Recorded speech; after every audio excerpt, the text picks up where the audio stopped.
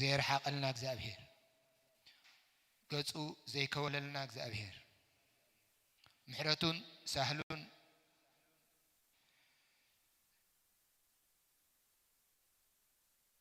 ዘይዓቀበልና እግዚአብሔር ስሙ ይባረክ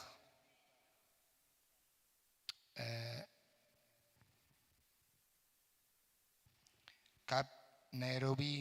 አቤኔዘር ቤተክርስቲያን በቀጥታን ካብ ጉባኤናን ዝፍኖ ኢኹም ትካታተሉ ደለኹም እግዚአብሔር ረዲእና ከምዚ ዝኣመሰለ ሰንበት ካብ ሰዓት 10 ፈረቃን ካብ ሰዓት 1 ድኸይድ ጊዜ ለና بصلوت بأملخو بقال أبكد مجزابير نقرب كم خا مجزابير بخوز حندارد أنا حموس كاب ساعات حموشته سكاب ساعات شوعته عرب خا خاب ساعات شومنته سكاب فرق ليت زغيد جزء أدالينا له أبروح أقول لهم بزخت حلف أقول لهم كتحبرونا أب نيروبي زول لهم كأبتي زابير زدالولنا ومنات كم كتركبوا بتكريستيان كله جزء أتعدم كبرنا أملاخ يخون جزيد هبك زي أبهري سلازنتي جزيان عنان هبو دو دبلنا زي أبهر كنود سينا أملاخ مسكن سكي كلنا أبزل لنا يو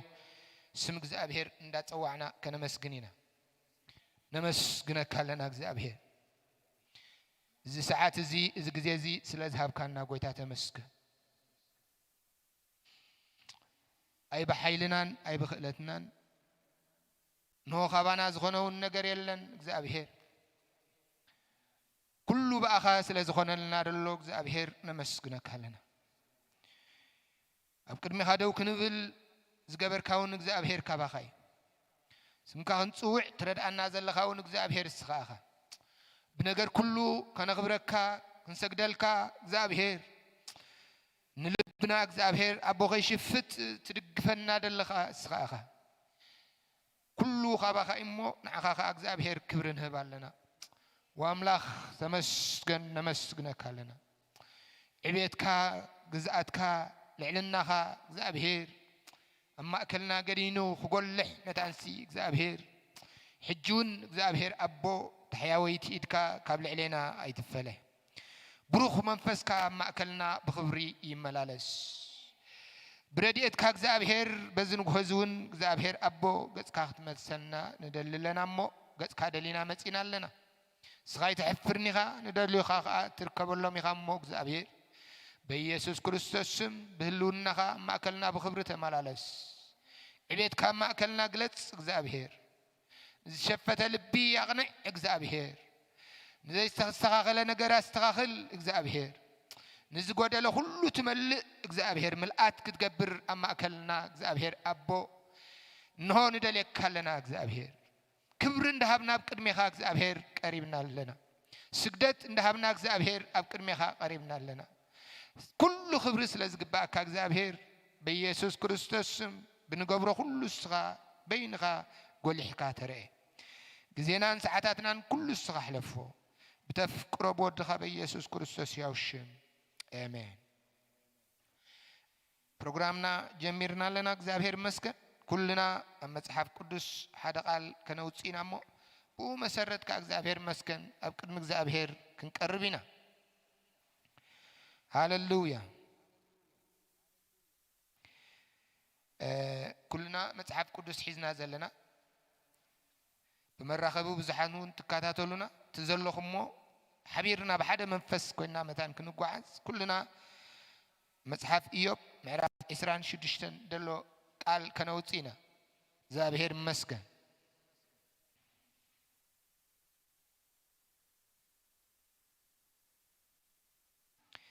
كاب قطري 10 سلستن دلو كوصيمو بو اوخا زابهر مسكن نتقالام بيبنا ناب صلوت كناتينا تقال كمزيبل بحيلو نبحري يناوصا بطببو خا نتعبيت يوقعو منفسو السمايات يطري ኢዱ ነትበራሪ ገበል ይወግኦ ወግአቶ ይብል እግዚአብሔር መስከን ኣብዚ ክልተ ሓሳቢው ዝቃል ዘመሐላልፈልና ተቀዳማይ ዕቤት እግዚአብሔር ድሕሪኻ ነቶም ዝጻረሩን ነቶም ዕቤት እግዚአብሔር ከይነዘንቱ ዝገብሩ ነገራትን በመንፈሱ ኸ አንታይ ከም ዝገብሮ ከም ዘጽርዮን ሕያወይቲ ኢዱ ኸ ከም ትወቅዕን ይድነግረና ደሎ እግዚአብሔር መስከን ስለዚህ ኣብ ቅድሚው ከምቲ አቀዲምና ጀመርና ብዕቤት እግዚአብሔር ክንአቱና ዕቤቱ እንዳዘንተና ክንአቱና እግዚአብሔር መስከን እስከ ዕቤቱ ሃሌሉያ ማዕረግ እንደይ ዓብ መኻኑ እግዚአብሔር ማዕረግ እንደይ ለዋህ መኻኑ እግዚአብሔር ማዕረግ እንደይ እግዚአብሔር ነቶም ዝደልይዎ ሓንጎፋይ ድብል አቦ መኻኑ እግዚአብሔር ካብ ውሽጥና ብዝኾነ እግዚአብሔር ከነመስግኖ ኢና እግዚአብሔር ክምስገን ዝግብኦ አምላኺ አምላኽ መስገን እግዚአብሔር ኩደስ ዝግብኦ በይንሱ ስግደት አምልኾ ወስድ ዝግብኦ እግዚአብሔር ምናልባሽ በነገር ኩሉ ክሰልጠናን ከቀንዓናን ኮለሲ በገዛ ርእስና ዝገበርናዮ ይመስለናሞ ዕቤት እግዚአብሔር ካብ መሃብ ንእግዚአብሔር ካብ ምስጋድ ክንቁጠብ ንኽእል ኢና እዚ ግን ጉቡእ ኣይኮነን እቲ ጉቡእ እቲ አባና ዝኸውን ኩሉሲ ካብ እግዚአብሔር ከም ምዃኑ ካብ ትርሕርሕን ምሕረቱን ከም ምዃኑ አሚንና ንእግዚአብሔር ክብሪ ክንህብ ጥራይ ዝግባአና እግዚአብሔር መስገን ኣብዚኣ ምምፃናውን እግዚአብሔር ስረ ዝረድአና ናብ ሰዓት እዚ ናብ ግዜ እዚ የእጋርና ክቀላጠፋ ዝረድአውን እግዚአብሔር ኣብዛ ሰዓት እዚኣ ነዛ ግዜ እዚኣ ነዚ ንሕና ንረኽቦ ደለና ንእግዚአብሔር ምምስጋን ንእግዚአብሔር ምውዳስ ዘይረኸቡ ቁፅሪ ዘይብሎም ኣለው እግዚአብሔር መስገን ካብዚ ደቀስዎ ዘይትስኡ ካብ ዝወፈርዎ ዘይምለሱ በነገር ኩሉ እንዳተዛባረቀ ኣብ ጭንቀትን ኣብ ጥፋትን ዝነብሩ ቁፅሪ ዘይብሎም ይሕዋቴ እግዚአብሔር ዝረዶ ህዝብ ግን አንጊሁ ንእግዚአብሔር ይደል ሕዋቴ እግዚአብሔር ዝረዶ ህዝብ ግን አንጊሁ ገጽ እግዚአብሔር ይደል እግዚአብሔር ደልዮ ዝባሃጎ ወይካ እግዚአብሔር ዘፍቀሮ ህዝብ ግን አንጊሁ ንእግዚአብሔር ይደመስግን ሕዋቴ ዕቤት እግዚአብሔር ዘዘንቱ ሕዋቴ ስለዚህ ዝኽቡር ነገር ተዋሂብና ኢናሞ ንእግዚአብሔር ዕቤት ክንህብ አይንቆጠብ ንእግዚአብሔር ከነመስግን አይንቆጠብ ንእግዚአብሔር ክንውድስ አይንቆጠብ ንእግዚአብሔር ልዕል ከነብል አይንቆጠብ ሕዋቴ አንደበትና ከፊትና ከነመስግን ይግባአና ኣብ ዘለናዮ ብርሑቅ ትከታተሉና ደለኹም ኣብቲ ዘለኹም ናይ እግዚአብሔር ዕቤት ከዘዘንቱ ይግባእ ሕዋቴ ንእግዚአብሔር ልዕል ከተብሉ ይግባእ ሕዋቴ ልዕሉ ጎሊሑ ክረድ ግቦ ሓደስዩ ሕዋቴ ድልየቱ ዝገብር ማንም ዘይዓግቶ ንሁሉ ዝፈጠረ ዝነበረን ዘሎን ዘለዓለም ዝነብር ዛዕባ አምላኽ እዚ ከነመስግኖ ይግባአና ዛዕባ አምላኽ እዚ ክንውድሶ ይግባአና እስከ ምሳይ ኮንኩም ወድስዎ ሕዋቴ እስከ ምሳይ ኮንኩም ልዕል አብልዎ ሃሌሉያ ሃሌሉያ ንባርከካ ኣለና እስክበልዎ ልዕል ነብለካ ኣለና እስክበልዎ እግዚአብሔር መስገን ሃሌሉያ ክድግፈና ካብቲ ዘለናዮ ከውፃና ካብቲ ወለል ድበለና ረሸሽ ድበለና ህይወት እግዚአብሔር ብድግ ከብለና ዕቤቱ ኾነ ዘንቱ ኸለና ከአልነቱ ኾነ ዘንቱ ኸለና የሕዋቴ አይንቆጠብ ነመስግኖ ነዛዕባ አምላኽ እዚ ንወድሶ ነዛ አምላኽ እዚ ኃይል ክንቅበል ኢና መመሊስና ንዑ ኸነገልግል ከተንሳናዩ ብናይ ትንሣኤ መንፈስ መመሊሱ ክድሰሰናዩ እግዚአብሔር ስለዚህ ዓብይ ኻስኻ ዝመስለካ የለን እግዚአብሔር ዓብይ ኻስኻ ዝመስለካ የለን ንዓኻ እግዚአብሔር ከማኻ ዝበለ የለን እግዚአብሔር ስልጡን በዓል ዓብ ግርማ ይኻስኻ እግዚአብሔር ስለዛ ንጎሆ እዚኣ ነመስግነካ ኣለና ስለዛ ንጎሆ እዚኣ እግዚአብሔር ንውድሰካ ኣለና ገጽካ ደሊና እግዚአብሔር ህልውናኻ ደሊና እግዚአብሔር ክድህሰና ክትበጽሓና ደሊና እግዚአብሔር ኣብ ዝፋን ጸጋኻ ቀሪብና ኣለና እሞ እግዚአብሔር በኢየሱስ ክርስቶስ بعبيتك دهسسنا بعبيتك بصحنا بعبيتك እግዚአብሔር አቦ ተራኸበና በዝንጎዚ حدش ነገር ይሁን አማከልና እግዚአብሔር አብ ህይወትና እግዚአብሔር ተለማሚና ያዘይን ፈልጥ እግዚአብሔር አቦ ናትካ መገዲ ክኽፈት ይጀምር እግዚአብሔር ወአቦ በኢየሱስ ክርስቶስ ያውሽም ክብርን ህበካለና ስግደት ንህበካለና ዕቤት ንህበካለና عبيها نبلك እግዚአብሔር عبيها سخا እግዚአብሔር ድንቂها سخا እግዚአብሔር نزل ዓለም ተፈሪካ ትነብር በይንኻ سخا እግዚአብሔር أملاخنا العل نبلك لنا أملاخنا نودسك لنا أملاخنا نخبرك لنا أملاخنا السخا نخلو تفتر كابين غاغا إننا نأمنا لنا እግዚአብሔር بعد زبق لنا نجار يلن كباخا يخلو እግዚአብሔር بعد دمت نجار يلن كباخا يخلو እግዚአብሔር أتخلو تغل كما خزبل يلن نبلا لنا እግዚአብሔር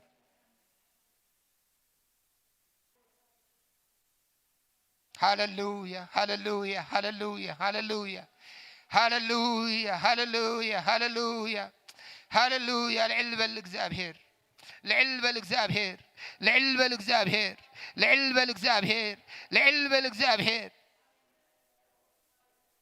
هاللويا هاللويا هاللويا إرابنا عين مايات كم تنافق نفسنا نعغى نافق እግዚአብሔር أب قدمها نو ترغيب اللهم እግዚአብሔር بتفلفل ما هيوت እግዚአብሔር أبون نفس وكفنا እግዚአብሔር أبو واملاخ بزي قارت እግዚአብሔር أبو محرت كاب زي قارت سالخ እግዚአብሔር لنفس وكفنا قترغب እግዚአብሔር سناي نجار كتكبر تغل እግዚአብሔር السخابين غاهم እግዚአብሔር بزن جهزي أيتفلينا بزن جهزي أيتحلفنا بزن معتز እግዚአብሔር أيتقسينا بيسوع كريستوس سم عبيد كان محرت كان قبل على نفس وكفنا እግዚአብሔር يندد بقوع مسواتي كاب نفس وكفنا تقبل እግዚአብሔር بقوع دخون نعها እግዚአብሔር أبو زبق مسواتي تعم شتو كاب نفس وكفنا نبا خايف سس እግዚአብሔር واملاخنا قدس مقدس كايف سس እግዚአብሔር نز قدس منفس እግዚአብሔር أبو كينك قبابل كبخاون ጸጋን ኃይልን كيبزحلنا واملاخ أيراتنا زعاتو كم قالكا እግዚአብሔር بمنفسك خصري نصللنا هاللويا هاللويا هاللويا هاللويا እግዚአብሔር ملؤ مسواتي زقبل محواته ملؤ مسواتي أب قدمي خنسوق كنكلسي እግዚአብሔር نمسواتنا دس اندابولو متان كشتتوس እግዚአብሔር مسكن غدلو مسواتي كاب غباينا غدلو مسواتي كاب هيوتنا حنكاس دخونه نغرات كله كاب مجدنا ندلعلنا እግዚአብሔር مسكن كنصلينا حجها غويتا يبارك هاللويا مغنياتو انت يلو دلو تقال منفس كان سمعت انت يقبرو إدكا خانت بلار قبل توقعو እግዚአብሔር مسكن هاللويا نتي نا እግዚአብሔር كالنتنا እግዚአብሔር عبيتن كي نقبل زغل كلنا نا እግዚአብሔር منفس كاب قدمنا انداصري نتي زخبدنان زحيلنان حلقة غاننتن ايراتنا دحزنكا قلصم እግዚአብሔር እንዳወقعت بزمعالت زي እግዚአብሔር مسكن بناصنتن دس تبل مسواتن ناب قدميو خنعرك نا እግዚአብሔር كالنت نا እግዚአብሔር محرت كل ነገራትና መታን ከቆጣጠሮሲ ሰማያት ካብ መንፈስ ካይጽረ خنብለይና ሰማያትና በመንፈስ ካይጽረ እግዚአብሔር ሰማያትና በመንፈስ ካይጽረ እግዚአብሔር ጉባኤና በመንፈስ ካይጽረ እግዚአብሔር ወአምላኽ በኢየሱስ ክርስቶስ ስም ሓንካስ ዝኾነ እግዚአብሔር ከማከልና ይልዓል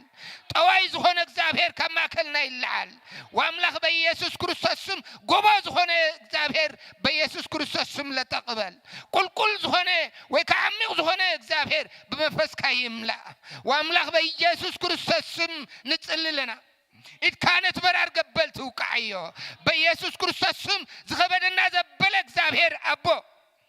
إنه እግዚአብሔር كاين فتح أب قدمها እግዚአብሔር كم تتصبا زصقبت بتي أب قدمها كاين عندر እግዚአብሔር باه إلنا كاين ملخك እግዚአብሔር قدوس ሆነ መስዋዕቲ كاين عرقلك እግዚአብሔር زخلكنا زبل كله بزمعال زب قويتا بيسوع كريستوس سم كاب ايراتنا زرحق يكون بقويتا بيسوع كريستوس سم كاب سماياتنا كله زودق يكون بيسوع كريستوس سم زلالماو እግዚአብሔር قدوس اسكي كاب زلنا كلنا خنتسينا እግዚአብሔር مسكن تكتاتلونا زلكم بمراخبي بزحان كنكم كلكم እግዚአብሔር مسكن كنتسينا املاخ مسكن حيل دهب እግዚአብሔር توم نخيل እግዚአብሔር مسكن بدديلنا እግዚአብሔር مسكن ናይ ምኽሪ ዲያብሎስን ሓሳብ ዲያብሎስን እንዳተቃወምና ክንጽሊና ኣብ ህይወትና እግዚአብሔር መስገን ጥዑም ምስ እግዚአብሔር ኮንካን ምምልላስ ይሕዋቴ ኣብ ውሽጢ ዓራት ኮንካ ጥዑም የለን ካብ ቁርኸማ ምቆካ ይኽእል ዘለዓለማዊ ዝኾነ ምኽሪ ኣምላኽ ግን ከልብሰካ ኣይክእልኒ እግዚአብሔር መስገን ሃሌሉያ ብዝተፈላለየ መገዲ ሓሳብ ናብ ርእስና ሓሳብ ናብ ኩሉ መገድና ሰሊኹ እንዳኣተወ ካብ እግዚአብሔር ክፈልየና ዝኽእል ኩሉ ምኽሪ ዲያብሎስ እንዳፍረስና ካብ ህይወትና ካብ ኩሉ መገድና ካብ ኣሰራርሓ ናይ እግዚአብሔር ኣብ ርእስና ክኸውን ዘዳለዎ እግዚአብሔር ዝዕንቅፀና ዘበለ እንዳተቃወምና ክንጽሊና እግዚአብሔር መስገን እንዳተቃወምኩም ጸልዩ ሃሌሉያ ኪድ በልዎ እግዚአብሔር መስገን ሃሌሉያ ስልጣን አለና በስም ኢየሱስ ስልጣን አለው እግዚአብሔር መስገን ተዋሂብና ስልጣን እግዚአብሔር መስገን ስለዚህ ነቲ ኃይል ጸልማት ዘበለ ሁሉ በቲ ቅዱስ ተሆነና እግዚአብሔር ሐሳብን ምኽርን ካብ ህይወትና ካብ ዙሪያና ከነርሕቆ ስልጣን አለና እግዚአብሔር ይባረክ ስለዚህ እግዚአብሔር መስገን ከም ቃሉ ሰማያት በመንፈስ ካይጸሪ ኢትካሃነት በራር ቀበል እንታይ ትገብሮ ኢሎ ተወቃ ኢሎ እግዚአብሔር መስገን ሃሌሉያ ካባና ይኮነን ኃይል እግዚአብሔር መጥያ ነትሁቡ እንታይ ክትገብሩ ክትወቃ እግዚአብሔር መስገን ናይ እግዚአብሔር መንፈስ ጉባኤና ህቆጻጽሮ ናይ እግዚአብሔር መንፈስ አማከልና ንሁሉና ዘዕግብ ንሁሉና ደስተብል እንሆ ማልትን ህይወትን ክልወና መታሲ بملات ناي ديابلوس مخرن حسابن كاب غوباينا كاب قدمينا كاب ليلينا اندغنططنا نصلي እግዚአብሔር መስገን ሃሌሉያ እስኪና ተንቀሳቀስኩም ጸልዩ ስቃይ ተወሉ እግዚአብሔር ይባረክ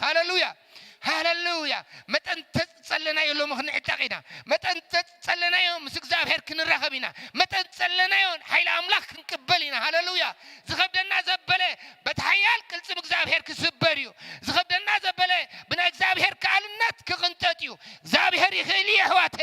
አይ በኃይልና ናይ በኽለትና በተሐይል ዝህበና ግን በዝማዓት እዚ ክንወጽና እግዚአብሔር መስገን ሃሌሉያ ክንተሲና እግዚአብሔር ከነምልኾይና ክንተሲና እግዚአብሔር ከነገልግሎይና ክንተሲና እግዚአብሔር ክንዓይና ክንብል ክንክላለና ነዚ ዝኽልክል ዘበለ ካብ ትኹፍዩ ስለዚህ ክንጻረሮ ይግባና ክንቃወመ ይግባና ኪድ ካብ ቅድሜና ክንብሎ ይግባዩ ኪድ ካብ ዙሪያና ክንብሎ ይግባዩ ክንግስጾ ይግባና ሃሌሉያ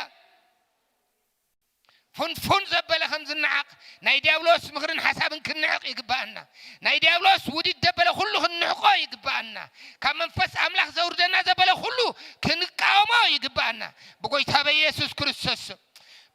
كريستوس نقاومو لنا يس زخبط زبله زعطو زبله زخلكل زبله ناي ديابلوس مخري اتكاو املاح سماي بقويتا بيسوس كريستوس كتودغو نصللنا በኢየሱስ ክርስቶስም ካብ ዙሪያና ይውዳ በኢየሱስ ክርስቶስም ካብ ህይወትና ይውዳ የስ በጎይታ በኢየሱስ ክርስቶስ አመገድና መሰናኸል ድኸውን ኣብ ህይወትና መሰናኸል ድኸውን ኣብ ኩሉ منقسقاسنا زعقت زبله مخر ديابلوس بس ساعات زنفرسلنا بقويتا بيسوس كريستوس يفرس بقويتا بيسوس يفرس بقويتا بيسوس يفرس بقويتا بيسوس هاللويا ጉባኤና ናይ እግዚአብሔር መንፈስ ተቆጣጠሮ ህይወትና ናይ እግዚአብሔር መንፈስ ተቆጣጠሮ አየራትና ናይ እግዚአብሔር መንፈስ ተቆጣጠሮ የስ ናይ እግዚአብሔር መንፈስ ሕያው ዝገብር ናይ እግዚአብሔር መንፈስ ጥዕና ድህብ ናይ እግዚአብሔር መንፈስ ሰላም ድህብ ናይ እግዚአብሔር መንፈስ ዘሕጉስ ናይ እግዚአብሔር መንፈስ አቤት ከሐጎስ ይደሎ እግዚአብሔር نفس وقف بحاجوس كتمالالس እግዚአብሔር እዚ መንፈስ እዚ አብልዕል ነፍስ ወከፍና ይፍሰስ አማ አከልና በክብሪ ይመላለስ ወአምላክ በኢየሱስ ክርስቶስ ስም ንጽልለና በጎይታ በኢየሱስ ክርስቶስ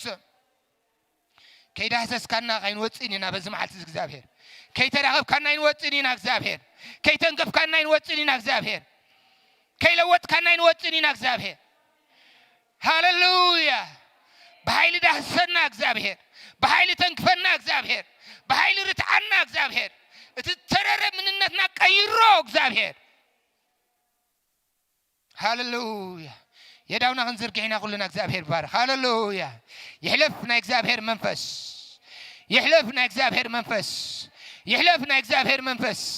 አብልዕል ዝጉባኤና እግዚአብሔር መንፈስ በኃይል ይንቀሳቀስ አብቲ ነዚ ፕሮግራም ዝከታተሉ ደለው ኩሎም አሃትን አህዋትን يحلفنا እግዚአብሔር መንፈስ አብደደለው ሁሉ ይተንክፈውና እግዚአብሔር መንፈስ ይተንክፈናና እግዚአብሔር መንፈስ ተንክፈናና እግዚአብሔር መንፈስ ዳስሰናና እግዚአብሔር መንፈስ ሃሌሉያ ሃሌሉያ ስጋዘይ ብሉ ደረቅ ህይወት ኮንቲ እግዚአብሔር ስጋዘይ ብሉ ብላሽ እግዚአብሔር መንፈስ ካዘይ ብሉ ኮንቲ እግዚአብሔር መንፈስ ካንናፍቅ እግዚአብሔር ህልውና ካንናፍቅ እግዚአብሔር ወአምላክ በኢየሱስ ክርስቶስ ስም አይተለፈና በጎይታ በኢየሱስ ክርስቶስ ስም አይተለፈና እግዚአብሔር ኦ ሃሌሉያ ሃሌሉያ ሃሌሉያ ሃሌሉያ ሃሌሉያ ኢየሱስ ኢየሱስ ኢየሱስ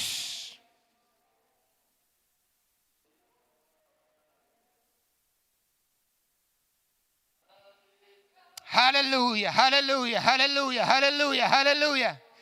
hallelujah. Jesus, Jesus, Jesus, Jesus.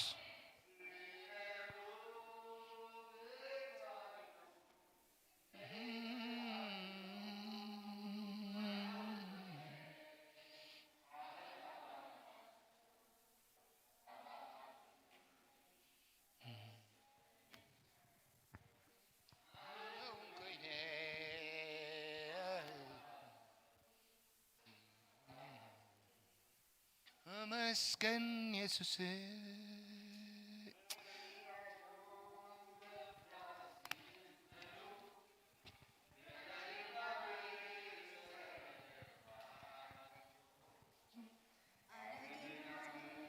ስምካ እግዚአብሔር ዋልታይ ነገር የለው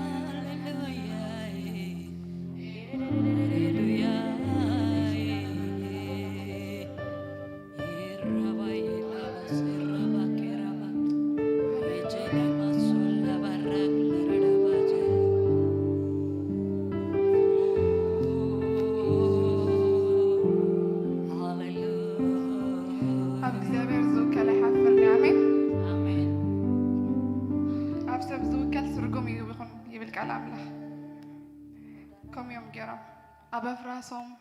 أبناتهم سرقلاتات أب حيلهم سلستوكل أتبحر خاطو خلو أحفروا بكذابير زوكل جن أي حفرني داويت مزمور 56 كميل الله بتازقوي الله معلت صلاتين دحريت كملس يوم أملاخي كمزلو إذا فلت الله أب عسرت حالخا أب أملاخ توكيله أي حفرني سبات كتايك يقورني آمين ስለዚህ ትክክል አብ አምላክ ዝኾነ ሰብ አይሐፍርኒ ከም فرعونات انتحرد أب سبات أبنانا حيلة أبنانا خلت نوكل كوينا جن يحفرنا مالتي أفت بحر خاط خلورينا أب أملاخ زوكل جن بحر أيكل كلوني بمأكل بحر خساجر إجدابير مسوس الله زلا يخيل هللويا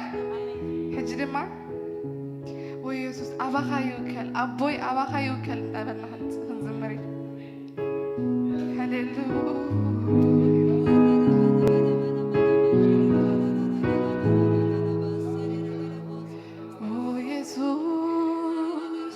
Ava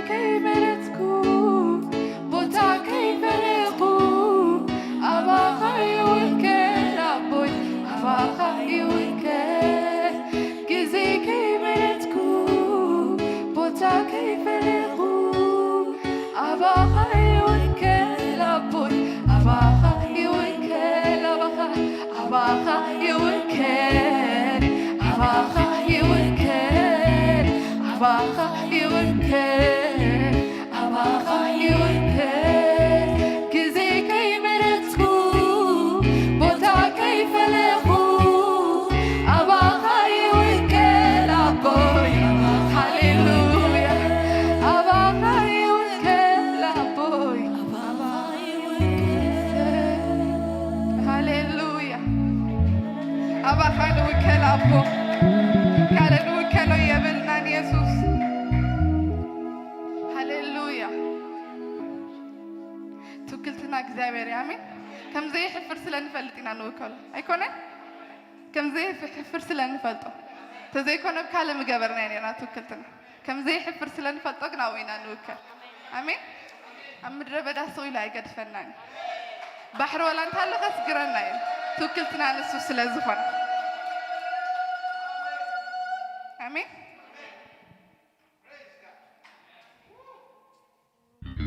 of the same verse comes in Lulo.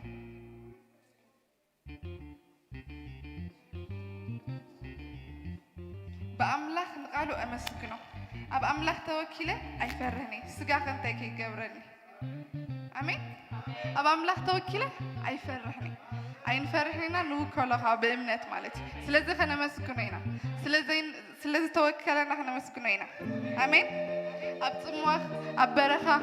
ገዲፍካን ከም ጓና አይከድካን ክንብሎ ኢና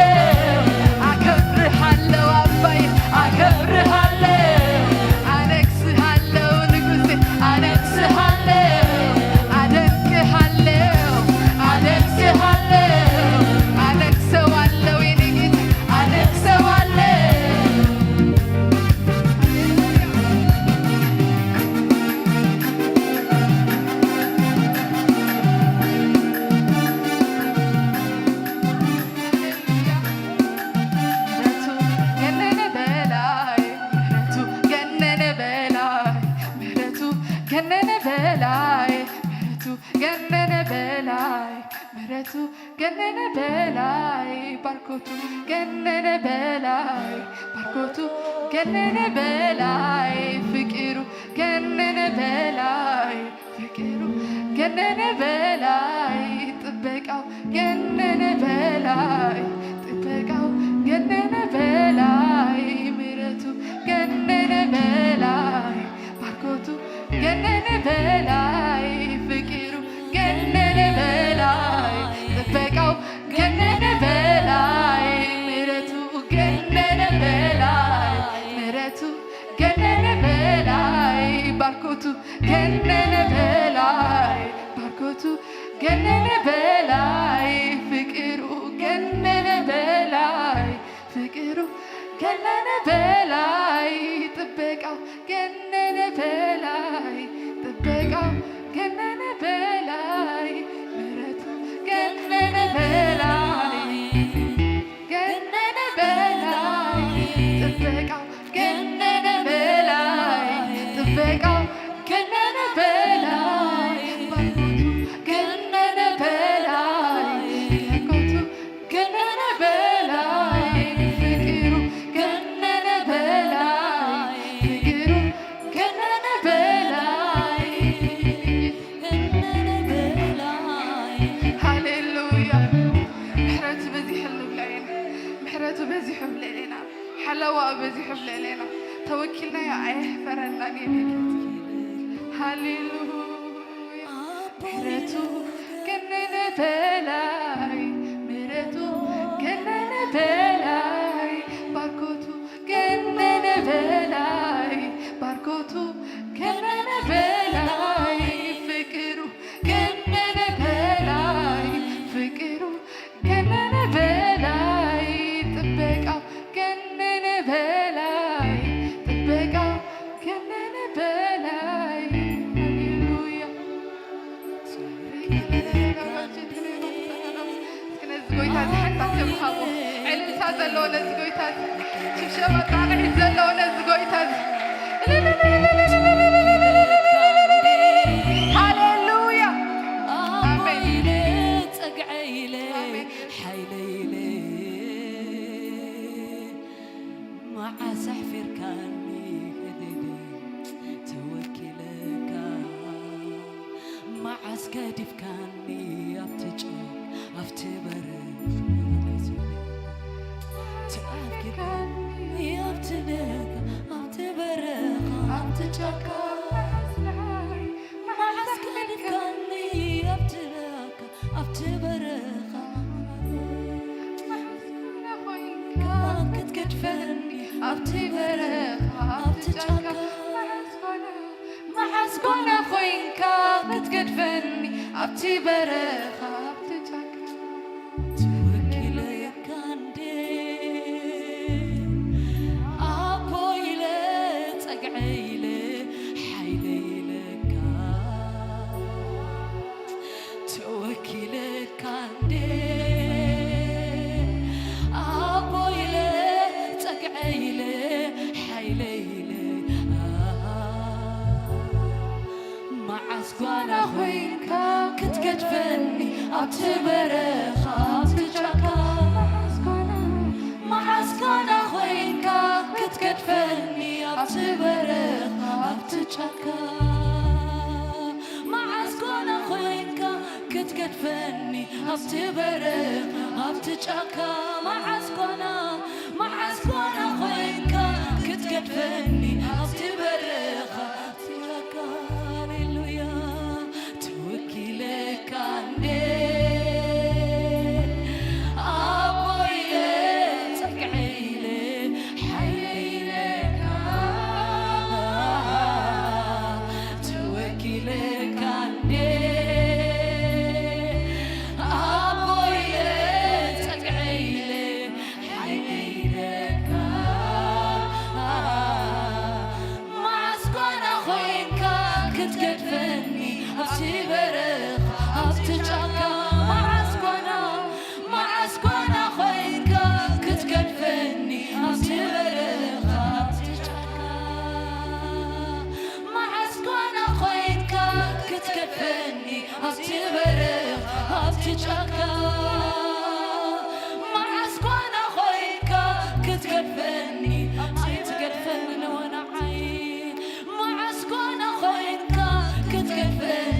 أبتي برخة أبتي شكا معسكونا خويكا كتكفني أبتي برخة أبتي شكا توكلك عندي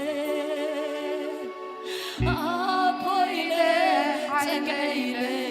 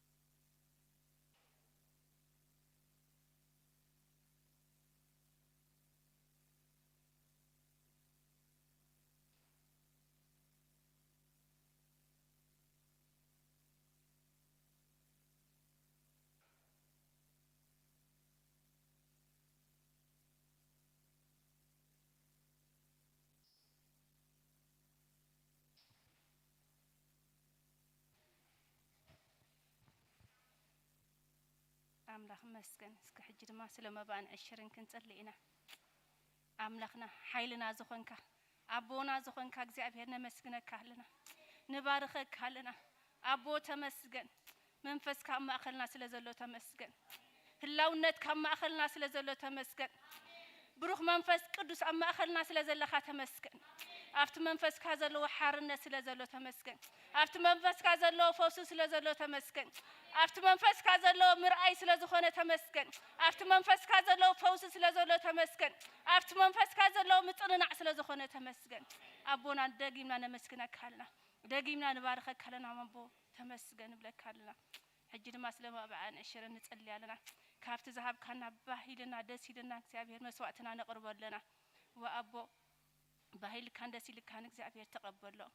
ወአቦ አማ አኸልና ሓደ ኳስኡንን ጥሙን አይሃሉ በበረከት እግዚአብሔር ዝጉባኤ የንጀርብ በረከት ካየንጀርብ ሰማያ በረከት ምድራው በረከት የንጀርብ አቦኹም ስለተገብረ ተመስገን ነቲ ነዚ ዘማ ሓዝረኻ ምስቱ ዓለን ጥበብን ክትቦም ንጸልያለና አቦኹም ስለተገብረ ተመስገን ሕጂ ድማ ንጉባኤና ንዓኻ ሕልፍና ንበቃለና መንፈስ ቅዱስ ንስኻ ተቆጻጸሮ መንፈስ ቅዱስ ንስኻ ግዛአና መንፈስ ቅዱስ ንሓሳባትና ሁሉ ንስኻ ተቆጻጸር ንአንደበትና ንስኻ ተቆጻጸር ንኹልንትናና ንስኻ ተቆጻጸር ወአቦ ካብትኽፉ ዝኾነ ሁሉ ይተአሰር መንፈስካ ጥራሕ ይግዛእ መንፈስካ ጥራሕ ይግዛእ መንፈስካ ጥራሕ ይቆጻጸረና ወአቦኹም ጌርካ ኢኸም ተመስገን ክብሪ ሁሉ ንዓኻ ይኹን አሜን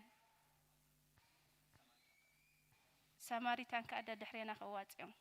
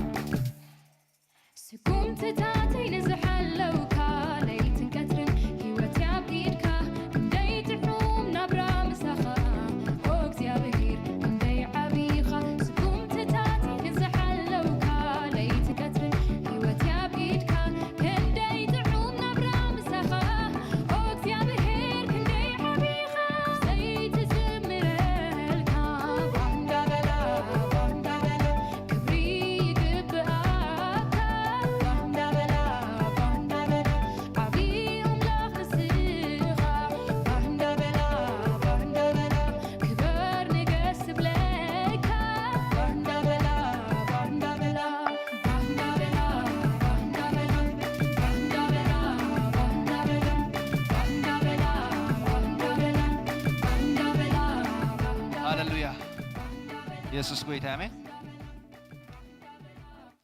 ክብርና አምላክ ይሁን ኢየሱስ ጎይታዩ ኢየሱስ ክርስቶስ ወዲያው አምላክ እዩ መባን 20 ከነዋጽ ጸኒሕና ሕጅኻ ሰማሪታን ጀሚሮም አለው ማለት እዩ ሰማሪታን ከም ትኹል ግዜ ንዛረቦ አመንጎናን ዘለው ሽጉራት ጽጉማት ዝውዕል ሓገዝ እነዋጻሉ ማለት እዩ ብኡ ብዙሕ ስራሕ ይስራሕ ዝሒሎምና አለው እምበር መጽኦም አፕዴት ገብርኹም ሓደ መዓልቲ ዕድል ሂብናዮም ኣለና ማለት እዩ ነግርኹም እዮም እንታይ እዮም ዝገብሩ እንታይ እዮም ዝሰርሑ ብኡ መን እዮም ዝድገፉ እንታይ ዓይነት ሰባት ይድገፉ ንኸመይ መዓላ ይውዕል ብጥንቃቄ እንጥቀመሉ ገንዘብ ማለት እዩ ጠንቂቅና ብምስትዋዓል እንዋፍሮ ገንዘብ ስለዚ እዳውኩም ንምዝርጋሕ አይትሕመቁ አሜን ኢየሱስ ጎይታይ ሃሌሉያ ናይ እግዚአብሔር ቃል እንታይ ዝብለና ዘረወ ንድኻታት ሃበ አሜን ደሃርስ ምስጽድቅ ተሓይዞ ጽድቁ ንዘላለም ይነብር ይብለና እግዚአብሔር ይመስገን ስለዚህ አምላክ ባረኽ ነቲ እግዚአብሔር ዝገበረልና ምድሓን ክንድሕን ከለናኻ ዘካፈለና ናይ እግዚአብሔር ኔቸር ናይ እግዚአብሔር ባህሪ አሎ አባና አሜን صحاب ቅዱስ ክነግረና ከሎ እቲ ብፍልጠት ክብሩን ደግነቱን ጸዋዓና አምላኻዊ ኃይሉ ንህይወትን ፍርሃት እግዚአብሔርን ዝኸውን ኩሉ ካብ ዝበና ቦኻ ተማቃልቲ አምላኻዊ ኃይል ዝኾና ብለና ማለት አምላክ ይመስገን ስለዚህ ተማቃልቲ አምላኻዊ ኃይል ስለ ዝኾና ናይ እግዚአብሔር ባህርኻ እንታይ እዩ ንድኻ አቦ ድኻታት ጠበቃ መበለታት ረዳይ ዘኽታማት እንዳበለ መጽሐፍ ቅዱስ ይገልጾ ማለት አምላክ ይመስገን ናይ አቦና ባህሪ እንወስድ ሰባት ክንከውን ኮምኻ ንሽጉራት ክንሕግዝ አምላክ ይደሊ ማለት አሜን ክብርና አምላክ ይሁን ኢየሱስ ጎይታ አይቲንክ ወዲዮም ይመስለኒ ከመይ ቀንዲኹም ከመይ የለኹም ደሓንዲኹም ሃገር ሰላም ዲዩ ብዙሓት አጋይሽ አለውና መስለኒ መንጎና ቀረባ ጊዜ መጽዮምና ዝነበሩ ነዊሕ ጊዜ ዘይመጹና ማለት እዩ መጽዮም ኢልና ዳሃዮም ኳ ሰሚዕና ግን ኮሪዖምልና ቀኒኦም ገሊኦም እሺ አምላክ መስገን እስኪ መጀመሪያ ጊዜ ዝመጻኹም መጀመሪያ ቅድሚ ሕጂ አመንጎና አምልኽኩም ዘይትፈልጡ ንመጀመሪያ ጊዜ አመንጎና ዝተረኸብኩም ሰባት ክንላለየኩም ኣብ ዘለኹሞ ደው ክትብሉ ደስ ምበለኒ ክንላለየኩም ስለ ዘለና ማለት እዩ አጋይሽ በዚር ኣለኹ መስለኒ ታሓን ንምልላይ ዝኣክል እዩ ንምልላይ ዝኣክል እዩ ካልእ አይ ቲንክ በስተጀርባ እያየሁ ነው ለመጀመሪያ ጊዜ ነው የመጣሽው ለመጀመሪያ ጊዜ በመሐከላችን የተገኛችሁ ሰዎች እንድንተዋወቃችሁ ብትነሱ ቆንጆ ነው እግዚአብሔር ይመስገን ካሉት ለመጀመሪያ ጊዜ ዝመጻሁ አመንጎና እንደራለኹም ኮንኩም ማለት እስኹም ጥራይኹም ኦኬ ካለ አይኮና እንደልሽ ሽምኩምን ካበይ ከም ዝመጻኹምን ሰላም ክንብለኩም ማለት እዩ በሐወይ ክጅምሬ ዘርአይ ካበይ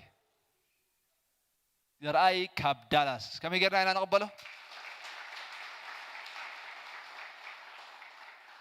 እግዚአብሔር ይመስገን ናብዚ ክሰግሬ አሓተይ ዊንታ ካበይ ዊንታ ካብ ኢትዮጵያ በሐንሳብ ይመስለኒ አቤት ሰምሃር ሱዛን ኦኬ ዊንታን ሱዛንን ካብ ኢትዮጵያ እሺ እግዚአብሔር ይመስገን ካበይ ኢንዲያ ሮዳ ካብ ኢንዲያ እሺ ድሕሪት ውን አላ ሓንቲ ሓፍቲ ኦኬ ሽምክን ካበይ ከም ዝመጻኽን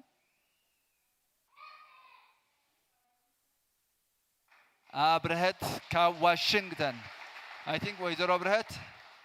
አዲኦም አቶ ዮናታን ሕደጎን መስለኒ ተዘይተያጌ ሆም ዲዩ ስለዛ አምላክ መስገን እስኪ ንኹላቶም ካ ሕፍስ አቢልና ናይ ኤቤኔዘር ዌልካም ሃሌሉያ እንኳዕ ብድሓን ብሰላም ናብ ኤቤኔዘር ናይ መሰረት ፈውሲ ቤተ ክርስቲያን መጻኹም ኣብዚ ኩሉ ግዜ ንአምላክ ሓቢርና በሰዓት እዚ ልክ ሰዓት 10 ፈረቓን ጀሚርና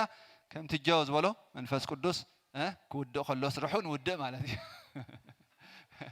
አሜን ለዚ እግዚአብሔር ይመስገን ጴንጤ ፕሮግራም ዝጅምሩሉ ኣለዎም ዝልጥፍዎ እምበር ዝውዳእ አይፍለጥን እዩ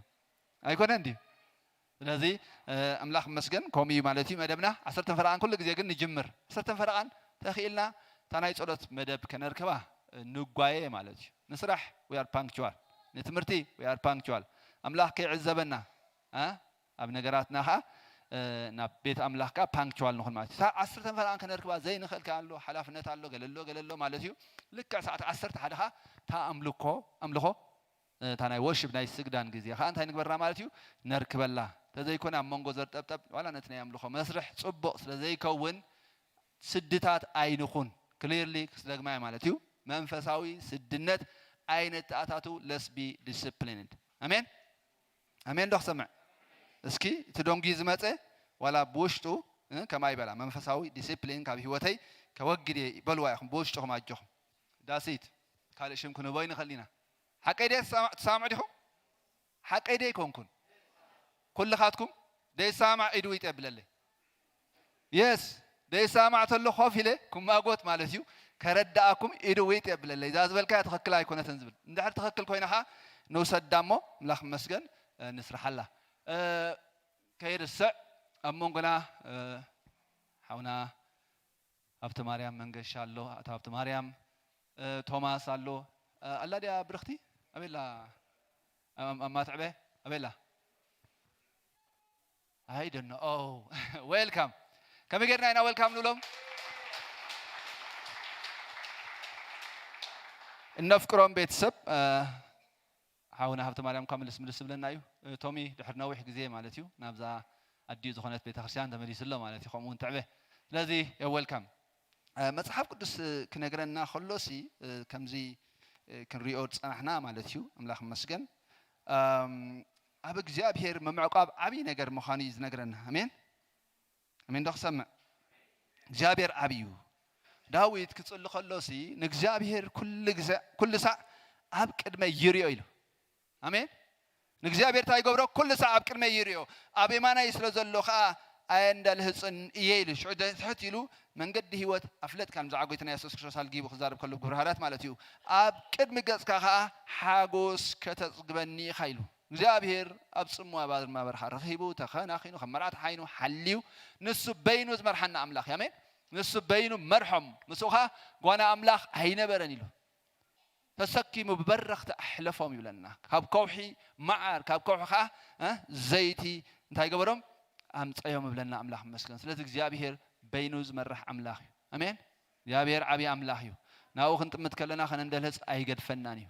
ናብኡ ጽምቱ ገንጾም የንጸባረቕ ከተው እንታይ ይኾን እዮም ኣይሓፍሩን እዮም ኣሜን ተውጋ ኣይክብልኒ በሉ እስኪ ተውጋ ኣይክብልኒ ኣይከንደልህፅኒ እኳ ደኣ ገንፀይ ብክብሪ ከንጸባርቕ እዩ ክብርና ኣምላኽ ይኹን ምክንያቱ ካብ ክብሩ ዘንጸባርቕ ብርሃን ኣሎ ኣምላኽ መስገን ኣባና ዓሊቡ ንዓለም ሻይን ይገብር ንዓለም ብርሃንና ከነሪኣ እምበር ካልእ ኣይኮነን ጽዋዓና ማለት እዩ ኣምላኽ ይመስገን ስለዚ ንኽብሪኹም ተፀዊዕኹም እግዚኣብሔር ይባረኽኩም ሰሙናዊ መደባትና ሓሙስ ኣሎና ከምዚ ሳህለ ክጽሊ ከሎ ዓንተ ወይ ላለየና ማለት እዩ ሓሙስ ልክዕ ሰዓት 5 ኣለና ተረኸቡ ብግዜ እምነት ዝብል ትምህርቲ ሒዝና ንምሃር ኣለና ካልእ ዓርቢ ሓዳር መደብና ልክዕ ሰዓት 8 ይጅምር ማለት እዩ እሱን መንፈስ ቅዱስ ይዝውድኦ ሓለፈ ግዜ ሰዓት ሓሊና ወዲና ከምኡ ናይ ቀዳም ናይ መንእሰያት መደብ ኣሎ ማለት ሰዓት 2 ዝጅምር ኣሎ ሰዓት 4 ዝጅምር ኣሎ እንተስ ኮንታክት ክገብሮ ትኽእሉ ኢኹም ኣብቲ ቤተክርስትያን ሰራዓትልኩም መደብ እናመጻኹም ተኻፈልቲ ትበረኸት ኩኑ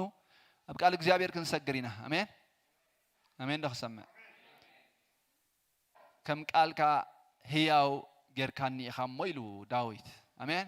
እግዚአብሔር ብቃል ህይወት ዝሰኩዕ እግዚአብሔር ብቃል ገይሩ እንታይ ዝገብር ማለት እዩ ሓይሊ ጸጋ ህይወት ኩሉ ኣድሚኒስተር ዝገብር ብምንታይ ገይሩ ብቃሉ ቃል ጸጋኻ ተባሂሉሎ ኣሜን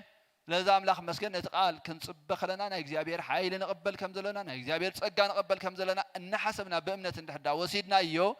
ብርግጽ ምስጋር ኣሎ ክትሳገር ኢኻ ዝብል ኣይኮነን ደሳገረካ ናይ እግዚአብሔር ቃል ዝህበካ ደሳገረካ ኣሜን ለዛ ኣምላኽ መስገን ኣብ ቃል እግዚአብሔር ክንሰግር ኢና ሓውና ኣገልጋሊ ሻም ናብ ዝኽዕድሞ እየ كم يجيركم يوم تقبلوا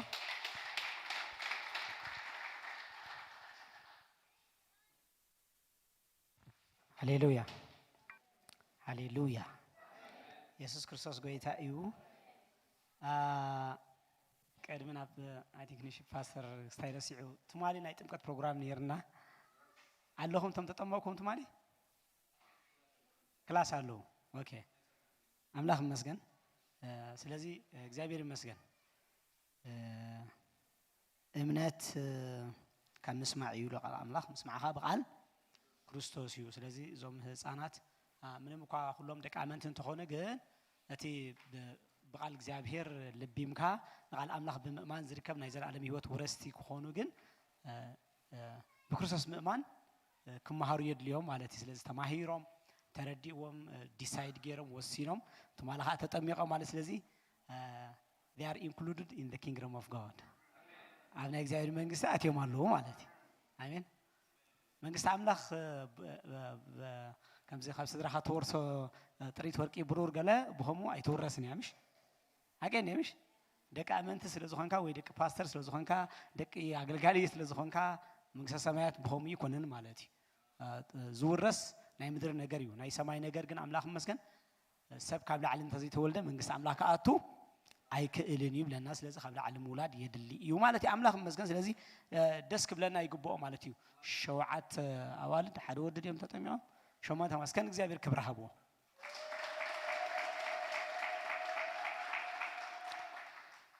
እንታይ ከምሲሉኩም ካኒ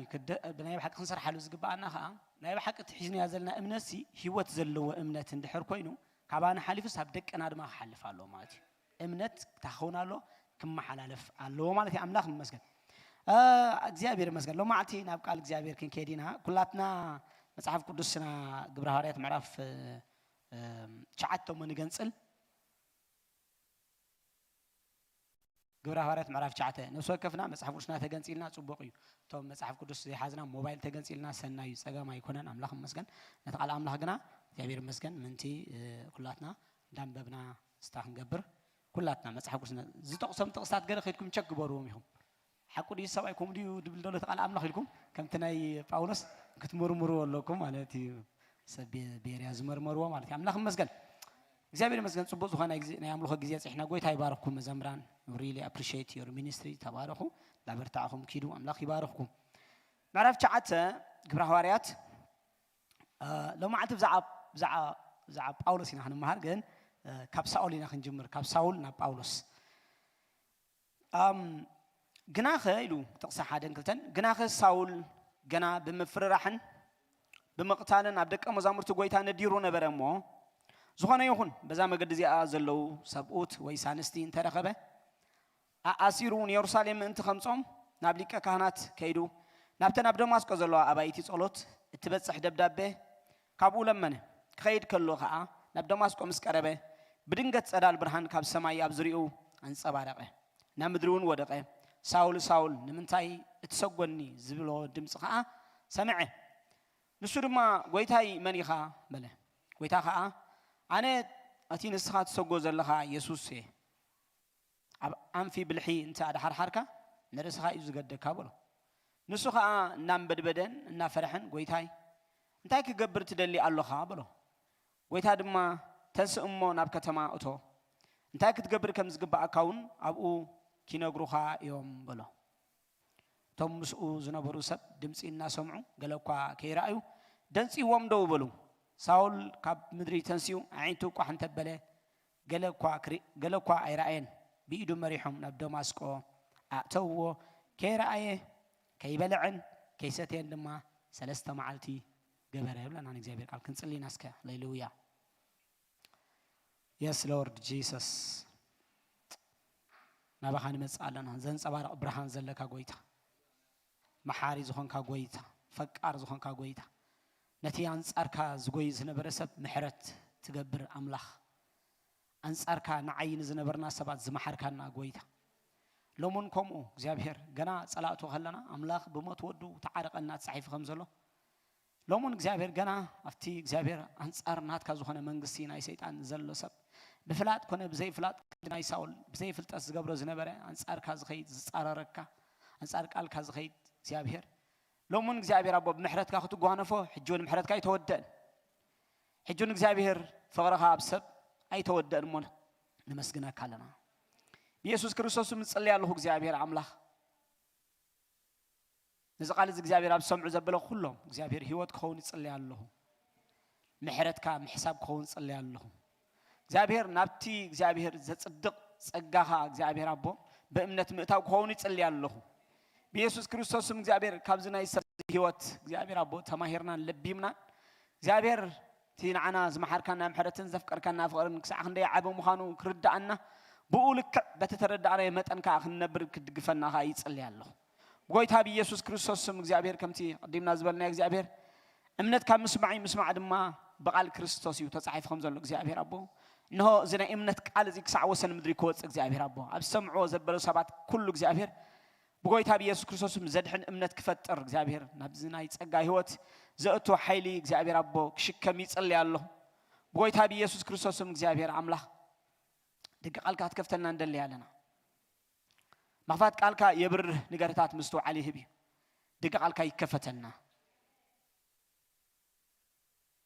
مخفات قالكا እግዚአብሔር አቦ ይብርሃልና በእምነት ክንቀበለው በመረዳ ክንቀበለው እግዚአብሔር ብግርህና ክንቀበለው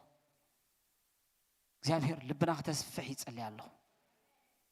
ናይ ምንውስ ወከፍ ሰብ ዝሰምዕ ዘበለና ቃልካ ዝሰምዕ ዘበለ እግዚአብሔር ልቢ ብናይ ቃልካ ኃይሊ እግዚአብሔር ክቃነ ይጸልያለሁ قال እግዚአብሔር ሕያውን መስለጥን እዩ ተጻሒፍኩም ዘሎ እግዚአብሔር ካብ ክልተ ዛፉ ሰይፍ ድማ ይበልሕ ከም ተባለ እግዚአብሔር ናው ውሽጢ ናይ ሰብ መንነት አትዩ ናይ መንነት ለውጢ ክገብር ዝኽእል ኃይል ዘለዎ እዩ ማቃልካ እግዚአብሔር ኣብዚ ዘመን እዚ ኣብዚ ሰዓት ዝውን እግዚአብሔር ከምኡ ክኸውን ይጸልያለሁ ቃለይ ካብ ዝሐልፍ ሰማይ ምድርን ክሐልፍ ይቀልል ኢልካ ኢኻ ስለዚ ቃልካ ሕጂውን ሕያው ይሰርሕ እዩ ሰማይ ምድርን ጸኒዑ ክሳዕ ዝሃለው ቃልካ ከምዛዓይ ቃልካ ከምዘይሐልፍ انه عب مسكرين مو هم سلت قبري مسجنا كله رديت كابي هوتنا እግዚአብሔር አቦ يعبه محرت كابي هوتنا يجنن فقر كابي هوتنا من مليسو يوسخ من مليسو እግዚአብሔር አቦ يسوطنا بقيت هابي يسوع كريستوس من مليسو هاليلويا رديت كخبز حالنا እግዚአብሔር አቦ هوتنا እግዚአብሔር ጸጋኻ عزز لمنا كله منفس ቅዱስ نزي بروجرام سخ تيك اوفر كتغبرن عخان هبكالنا كمتي سخات دليو غيركان نفسو كف سبكت مغب زستمرو دما صبق منفس حبكايوم تصحيفكم زله كاب افهم دما مانا ايغدل كان صحفي كم خنلنا نصليالنا سلات غبر كل صبق نمسكنا كلنا كبر كلنا عخا يهون بغيتا بيسوس نازريتاو شم امين هاليلويا እግዚአብሔር ይመስገን ዌልካም ኩላትኩም ደጊመ ዌልካም ኩሎኩም ደሊ አይ ቲንክ ፓስተር አይራኤ ካን መስለኒ ሳማሐውናውና ማخلናለው ዌልካም ሳሚ اوكي املاك مسجن كما يقنيكم كلاتكم ده عندهم دمص يكفى بلحج عوا بلحج زاربالنا مالتي لو معتي نزاربلو ارستي نتوم ارست حزو سبيشال ماتوم ناي ميديا نصلاي ناب عركي زلوط حيلي نصلاي ناب عركي نتقاومي ناب دغافي I'm not talking about politics okay كيتغشو نتقاومي تقاوم ክርስቶስ ነው ተቃዋሚ መንግስት አምላክ ነው ሳውል نتقاومي ናብ ደጋፊ ናብ ሰባኺ ናብ አገልጋሊ ዝልውጥ ኃይሊ ክርስቶስ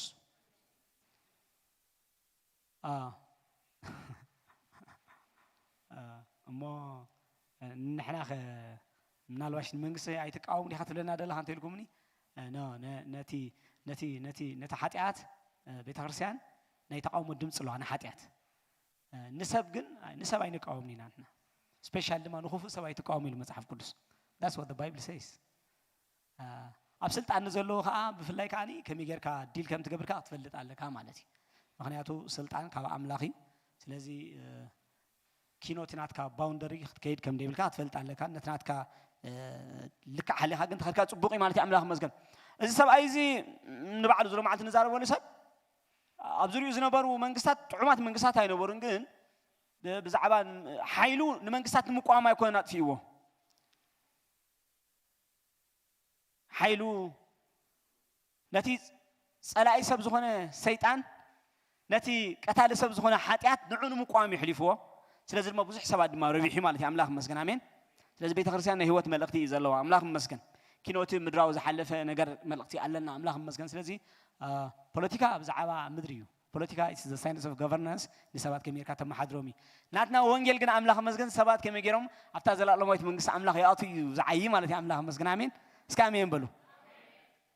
አምላኽ መስገን እየገዛና ኸይረሳዕና ኢና ንሰርሕ ማለት እዩ ስለዚህ እግዚአብሔር መስገን ሎማዓት ንሪኦ ቃል ካብ ምዕራፍ 9 ክንጀምርና ግን ብዙሕ ክፍልታት መጽሓፍ ቅዱስ እንዳገንጸልና ክንከይድና ብዛዕባ ህይወት ናይ ሳውል ካብኡ ድማ ናብ ጳውሎስ ከመይ ኢሉ ከም ተለወጠ ከመይ ኢሉ ኮንቨርትድ ከም ዝኾነ ከመይ ኢሉ ካብ ጸላኢ ናብ ዓርኪ ከም ዝተቀየረ ከመይ ኢሉ ካብ ተቃዋሚ መንግስቲ ክርስቶስ ናብ ደጋፊ መንግስቲ ክርስቶስ ናብ ሰባኺ መንግስቲ ክርስቶስ ናብ ሰባኺ ማሕበር ናብ ኣገልጋሊ ከም ዝኾነ ከም ዝተቀየረ ኢና ክንርኢ ማለት እዩ ኣምላኽ መስገን ነዚ ዝገበረ በይኑ ናይ ክርስቶስ ሓይሊ እዩ ነዚ ዝገበረ በይኑ ናይ እግዚአብሔር ላዕላውነት እዩ ኣብ ናይ ሰብ ምድሓን ናይ እግዚአብሔር ላዕላውነት ኩሉ ሻዕበቱ ዝተሓለወ እዩ ማለት እዩ ኣምላኽ ብዘይ ናይ ሰብ ሓገዝ ንሰብ የድሕኖ እዩ ንሳውል ዳሞ ምን ወንጌል ክምስክረሉ ንሳውል ወንጌል ክምስክረሉ ብጣዕሚ ከቢድ ነገር እዩ ማለት እዩ ኣይመስከሩሉን ኩሎም ካብኦም ዝሃድሙ ነይሮም ኣክቹዋሊ ንሱ ነታ ማሕበር ብዘይ ልክዕ ዘሳጎግ ዝነበረ ሰብ ስለ ዝኾነ ቀሪብካ ወንጌል ክትሰብከሉ ዘታብዕ ሰብ ኣይኮነን ምናልባሽ ሓደ ሰብ ፌስ ገይርዎ ነይሩ ይኸውን ኢለ ኣመና ኣነ ማለት እዩ ንሱ ከዓ እስጢፋኖስ እዩ ግን ነቲ እስጢፋኖስ ዝዛረበሉ ዝነበረ መንፈስ ክቃወሞ ስለ ዘይከኣለ ጳውሎስ እስጢፋኖስ ዝዛረበሉ ዝነበረ መንፈስ ናይ እግዚአብሔር መንፈስ ናይ እግዚአብሔር ጥበብ ስለ ዝኾነ ብእምነትን መንፈስን ዝተመልአ መንፈስ ቅዱስ ዝተመልአ ሰብኣይ ስለ ዝነበረ ክቃወሞ ስለ ዘይከኣለ ብእምን ገይሩ ጸጥ ከብሎ ወሲኑ ብዘረባ ተማጉይቱ ክረትዖ ይክእልን እዩ እስጢፋኖስ ስለዚ ጳውሎስ ሓደ ኣማራፂ ነይርዎ ጨፍጪፉ ብእምኒ ገይሩ ቀቲሉ ጸጥ ከብሎ ወሲኑ ግን ናይ ክርስቶስ ሓይሊ ብእምኒ ጸቂጥካ ጨፍጭፍካ ጨፋጭፍካ ጸጥ ትብሎ ሓይሊ ይኮነን በዚ ተቀበርካ በዚ ይወፅእ ማለት እዩ ኣሜን ኣሜን ኮሚ ጋጢሞን ጳውሎስ ናይ ጳውሎስ ድሕረ ባይታ ንእሽተይ እንድሕር ምልሲና ርኢና መጽሓፍ ቅዱስ ክነግረና ከሎ ድሕረ ባይታ ናይ ጳውሎስ ኣሄዳዊ ምዃኑ ይነግረና እዩ ኣብ ግብረ ምዕራፍ 21 ምስ ተተሓዘ ኢየሩሳሌም ማለት እዩ ምስ ተተሓዘ እንታይ ኢሉ ሎ ኣብ ምዕራፍ 21 ግብረ ሐዋርያት 39 ክልኩም ተሪእኹም ጽቡቕ ጳውሎስ ግና ኣነስ ኣሄዳዊ ሰብኣየ በዓል ጠርሴስ ዓዱ ጠርሴስ ትበሃል ከተማ ኣብ ደቡባዊ ቱርኪ በቲ በዝናይ ሕጂ ካርታ ክንሪኢ ከለና ማለት እዩ ትርከብ ቦታ ኣውኡ ነይሩ ዓዱ ካውኡ በቂሉ ሰብዚ ግን ኣሄዳዊ እዩ እብራዊ እዩ በቦን በዲን ኣሄዳዊ ግን ኣብ ሄለኒስቲክ ዝኾነ ኣብ ናይ ግሪካዊ ዝኾነ ዓለም እዩ ዓብዩ ንሱ ዝዓበየላ ከተማ ስሚቲ ከተማ ኢልዋ ኣሎ በዓል ጳውሎስ ሓደ ካብቲ ስሚቲ ከተማ ዝገበራ ኣብቲ ዘመንቲ ካብ ዝነበራ ብትምህርቲ ፀብለል ዝበላ ከተማታት ሓንቲ ካብተን ሰለስተ እያ ነይራ ማለት እዩ ኣቴንስ ጠርሴስ ከምኡ ድማ ኣሌክሳንድሪያ ዝበለፀ ዩኒቨርሲታት ነይርዎን ይበሃል በቲ ሰዓቲ ማለት እዩ ስለዚ ጳውሎስን ኣብ ከምዚ ዓይነት ኢንቫይሮንመንት ዝዓበየ ናቱ ባክግራውንድ ድሕሪኡና ብትምህርቱን ጽጉብ ትምህርቲ ፀግበ ስፔሻል ከዓ ትምህርቲ ሃይማኖት ጽቡቕ ገይሩ ሰምሃረ ሰብ ድማ እዩ ነይሩ ማለት እዩ ስለዚ ድሕረ ባይቱ ኣሄዳዊ እዩ ካብቲ ትምህርቱ ዝተለዓለ ካብቲ ንሕጊ ኣምላኽ ተጠንቂቑ መሓዙ ዝተለዓለ ካብ መሳቱ ብቕንዓት ንኣምላኽ ዘለዎ ቅርዓት ቀዳማይ ነይሩ ከምኡ ምሽ ካብ መሳቶይ ብቕንዓት እንታይ ኮንኩ ይድብል ሓለፍ በልኩ ይብለና ማለት እዩ ስለዚ ሕልፍ ዝበለ ሰብ ነይሩ ዝክሩ ይኹም ናይ እስጢፋኖስ ዛንታ ሕጂ ግዜ ስለዚ ብላይ ኣይን ኸይድና እምበሪ ኣብ ናይ እስጢፋኖስ ዛንታ ክንሪኦ ከለና እስጢፋኖስ ስፔሻሊ ኣብተን ካብ ወገን ጽራኣውያን ዝኾና ኣባይቲ ጸሎት ኣብ ኢየሩሳሌም ዝነበራ ኣብ እንዩ እንዳኸደ ኢየሱስ ክርስቶስ ንሱ እቲ መድሓኒ ምዃኑ እቲ ኣይሁዳውያን ቀቲሎም ሰቂሎም ቀቲሎም ቀቢሮም እናቱ ነገር ኣብቂዑ ዝበልዎ ሰብኣይ ንሱ እግዚአብሔር መድሓኒ ከም ዝገበሮ ይዛረብ ነይሩ ኣምላኽ ካብኡ ትምህርትን ተኣምራትን ሓይልታትን ይገብር ነይሩ ብለና መጽሓፍ ቅዱስ ብዛዕባ እስጢፋኖስ ማለት እዩ ንስጢፋኖስ ዝተላዕልዎ ሰባት ካብተን ናይ ጽራኣውያን ኣብያተ ጸሎት ካባታትን እዮም ቀንዲ ስፔሻሊ ድማ ጢባርኦ ገለ ትባል ሓንቲ ስፔሻሊ እንታይ ትባል ነይራ ቤት ጸሎት ነይራ ካብኡ እዮም ተላዕሎሞ ናይቶም ኣብኡ ዝነበሩ ሓላፊ ጳውሎስ ከይኮነ ይተርፍን እዩ ሳውል ከይኮነ ይተርፍን እዩ ምክንያቱ ንሱ ካብ መሳቶ ሕልፍ ዝበለ እዩ ኣክቹዋሊ ቀዳማይ ቦታ ዝወሃበ ሰብ እዩ ማለት እዩ ፈሪሳውያን ሲ ንጳውሎስ ዝደለዮ ክገብር ስልጣን ዝሃብዎ ሰብ እዩ ነይሩ ስለዚ ብዛዕባ ክርስቶስ ሰሚዑ ይኸውን ኢለ ኣነ ዝኣምን ፐርሰናሊ ሰሚዑ ይኸውን ምክንያቱ ኣብ መገዲ ደማስቆ ምስ ተራኸቡ ምስ ኢየሱስ ምስ ረኸቦሲ ብስነ ስርዓት ወንጌል ኣይተሰብከሉን ጳውሎስ ግን መጽሓፍቲ ሕጊ ይፈልጥ ስለ ዝነበረ ብዛዕባ መንገዲ እዚ ከዓ ይፈልጥ ስለ ዝነበረ ስለዝፈልጥ ድማ ይዘሳጉጉ ነይሩ እቲ ናይ ናዝራውያን ክንፊ ናይ ስሕተት ኢሉ ስለ ዝኣምን ዝነበረ ኢየሱስ ናይ ናዝራዊ ዝሎ ዝነበረ ተም ደቀ መዛሙርቱ ናይ ናዝራውያን ጉጅለ ብሎም ነይሩ ስለዚ ነዚ መገዲ እዚ ይጻረር ነይሩ ነዛ መገዲ እዚኣ ከጥፋኣ ተሃንደድ ክዋይሉ ተኣሚኑላ ሓደ ግዜ ማለት እዩ ዝኾነ ይኹን በዛ መገዲ እዚኣ ዘሎ ሰብ ከጥፋኣ ወሲኑ እዩ ጳውሎስ ስለዚ ብዛዕባ መገዲ እዚ ኣፍልጦ ዝነበረ ሰብ እዩ እዚ ክርዳእና ጽቡቕ መስለኒ ማለት እዩ ስፔሻል ድማ ኣብ ናይ እስጢፋኖስ ሞት መዓልቲ ኩላትና ከም ንዝክሮ ሓላዊ ክዳውንቲ ስለ ዝነበረ ካብቶም ገበርትን ሓደግቲ ናይቲ ጉዳይ ማለት እዩ ኣብ ቅድሚ ንጉስ ኣግሪጳ ክእመን ከለኹም ኢሉ ሎ ማለት እዩ ክዳውንቲ ናይቶም ዝቀትሎም ዝነበሩ ሓለኹ ኣፕሩቭ ገይረ ይብለና ማለት እዩ ይቀተል ደኽብሉ ከለው እወ ኢለ ድምፀይ ሂበ I give my vote ብላው ድምፀይ ሂበ ይብል ስለዚ ወሳኒ ዝኾነ ሰብ ነይሩ ማለት እዩ he was a key person ጳውሎስ ሳውል ከሎ ግን ወሳኒ ሰብ ንኽፉእ ነገር ነይሩ ወሳኒ ሰብ ጸላእ ኣምላኽ ኮይኑ ዝመላለስ ነይሩ ካብ ዝተበጊሲኡ እግዚአብሔር ኣምላኽ ጸላእቱ ከለና ኣያድሒንና እንዳበለ ዝዛረብ ማለት እዩ ኣምላኽ መስገን ብዛዕባ ትምህርቱ እንድሕር መፂና ከዓኒ ኣብ ትሕቲ ገማልኤል ዝበሃል ሰብኣይ ካብ ኣብቲ ህዝቢ ኣዝዩ ዝተኸብረ ሰብ ኣብ ትሕቲኡ ኮይኑ ዝመሃር ዝነበረ ሰብ እዩ መጽሓፍ ቅዱስና ክነግረና ከሎ ምዕራፍ 5 ጥቕስ 14 ከይና እንድሕር ኢና ግብረ ሐዋርያት ሓደ ግዜ ሐዋርያት ክቀትልዎም ወይ ድማ ሕማቕ ነገር ገብሮም ምስ ሓሰቡ ገማልኤል ተሲኡ ተዛሪቦም ለና ነቶም መራሕቲ ሃይማኖት ኩሎም ተሰማዓይ ሰብኣይ ንፉዕ መምህር እዩ ንፉዕ መምህር ሕጊ እዩ ስለዚ ኣብ ህዝቢ ዝኸበረ መምህር ሕጊ ብሎ መጽሓፍ ቅዱስ ማለት እዩ ስለዚ ኣብ ርእሲ ዞም ሰዓዚኣቶም ክትገብሩ ተሓስቡ ዘለኹም ነገር ተጠንቀቁሉ ካብ ኣምላኽ እንተ ኮይኑ ምስ ኣምላኽ ክትበኣሱ ከይትርከቡ ከምዛ ጳውሎስ ምስ ኣምላኽ ዝበኣሳ ዝነበረ ማለት እዩ ከይትርከቡ ስለዚ ካብ ኣምላኽ እንተ ዘይኮይኑ ግን ትምኽሪ ባዕሉ ክፈርስ እዩ ስለዚ ብዙሕ ኣይትጨነቁሎም ኢሉ ነቶም ሐዋርያት ክፉእ ነገር ከይበፅሖም ኣገላጊልዎም ኣምላኽ ተጠቒሙሉ ዶ ንበሎ እግዚአብሔር መቸን መገድ ኣሎ ንኹል ነገር ማለት እዩ anyway እሱ ይትሰብኣይ ክብለለ ገማልኤል ኣብ ትሕቲኡ ዝተምሃረ ሰብ እዩ ስለዚ በቲ ናይ ሕጊ ነገር መምሃሩን ጳውሎስ ኣብ ትሕቲ ዝተመስከረሉ ሰብ ዝተምሃረ ሰብ እዩ ዝኾነ አይሁዳዊ ቤተሰብ ንወዱ ወይ ካብ ወዲ 6 ዓመታት ሒዙ መጽሓፍ ቅዱስ ክምህሩ ሓላፍነት ግዴታ ኣለዎ ንሕና ድማ ከምኡ ክንገብር ኣለና ማለት እዩ ንሕና ከምኡ ክንገብር ኣለና ስለዚ ካብ ወዲ 6 ዓመት ደቆም መምህርዎም ካብ ወዲ 13 ዓመት ድማ ብፍጹም ይወሃብ ልክ ከምዚ ቦርዲንግ ስኩል ተእትዎ ዓይነት ማለት እዩ ይወሃብ ናብ ትሕቲ መምሃራን ሕጊ ይወሃብ ኣብ ኮይኑ መጽሓፍ ቅዱስ ካብ ቅድሚት ናብ ድሕሪት ካብ ላዕሊ ናብ ታሕቲ ገማጢሉ ይፈልጣ ማለት እዩ ብሉይ ኪዳን ጽቡቕ ገይሮም መሃርዎ በዓል ጳውሎስ ከም እዮም ነይሮም ስለዚ በዚ ነገር እዚ ፐርፌክት ደበለ ሰብ እዩ በዚ ነገር እዚ ሕጊ ብምሕላው ክመላለስ ከሎ ጳውሎስ ሕልኑ ዝነቕፎ ሰብ ኣይነበረን ምዕራፍ 23 ጥቕስ 1 ከም ይዝብለና ብሉጽ ሕልናይ ንኣምላኽ ቦታተይ የገልግል ነይረ ይድብል ማለት እዩ ሕጊ ብዝጠልቦ ኢና ንዛረብ ዘለና ሕጊ ብዝጠልቦ ጳውሎስ he was trying his best ዋላ ኳኒ ከጽድቆ እንተዘይካለት ሕጊ ምሕላው ግን ንሱ ንሕልኑ ክሓትት ከሎሲ ተንድፈልጠን ደበለ ተንስተማሃረን ደበለ ነገራት ገብር ዝጋደል ዝነበረ ሰብ ከምኡ ገይሩና ኣምላኽ ዘገልግል ዝነበረ ሰቢና ኣምላኽ ኣቦታቱ ስለዚ እግዚአብሔር ብክርስቶስ ገይሩ ምስ መጸና ንክርስቶስ ግን ዝጋገየ ሰብ ነይሩ ማለት እዩ ከም ኩሎም አይሁዳውያን ኣይተረድኦን ኢየሱስ ስለዚ ንኢየሱስ ይጻረር ነይሩ ብሻሙናይ መዓልቲ ተገዘርኩ ኢሉ ኣብ ፊልጵ ካብ ዕብራውያን ዕብራዊ ኢሉ ብሕጊ ፈሪሳዊ ኢሉ ብቕንዓት ሰጓጉ ማሕበር ኢሉ ከምዚ ዓይነት ሰብ ነይሩ ማለት እዩ he was zealous ነትናቱ ነገር ቀናዕ ነይሩ ሳውል ዘገርም ነገር ግን ዝኹሉ ኤነርጂ ዝኹሉ ቅንዓት ንጽቡቕ ነገር ኣይነበረን ተሕዝነካ ኻሲ ዝኹሉ ሓይል እንዳጥፈአ ዝኹሉ ብዙሕ ነገር ከሎ እግዚአብሔር ካብ መጀመርታ ብዙሕ ነገር የዳሎ ነይሩ ነዚ ምስ ተረድአ ይመስለኒ ኣብ ገላትያ ክዛረብ ከሎ እንታይ ኣሎ ተኻብ ማህፀና ኣደያ ትሒዙ እንታይ ዝገበረኒ ኢሉ ታሬና ኣምላኽ ኢሉ ግን ብጸጉኡ ገይሩ ኣድሒንኒ ወዱ ክገልጸለይ ፈትዩ ኢሉ ሃሌሉያ እስከ ወድ ኣምላኽ ዝተገልጸልኩም ሃሌሉያ በሉ እዚ ትዕድልቲ እዩ ኣሜን ኩሉ ሻዕን ሕጎስ ዝግባአና ማለት እዩ ኩሉ ሰብ ኣይኮነን ንረኽቦያ እንታይ ስለ ዝገበርና ኢና ረኺብና ወላ ሓንቲ ብምሕረቱ ኣሜን ኣሜን ግን እግዚአብሔር ዕድል ምስ ሃበና ነቲ ሓቂ ምስ ገለጸልና ግን ሕራይ ኢልና ማለት እዩ እሳ ጥራሕታ ሚስጥር ሕራይ እሺ ኣነ ሓጢአተኛ ሰበ ይምለስ ኢልና ተመሊስና ማለት ኣምላኽ መስገን ናይ ሰብ እዚ ዛንታ ከም ዝሕልፍ ክሪኦ ፀናሕኹ ኣብ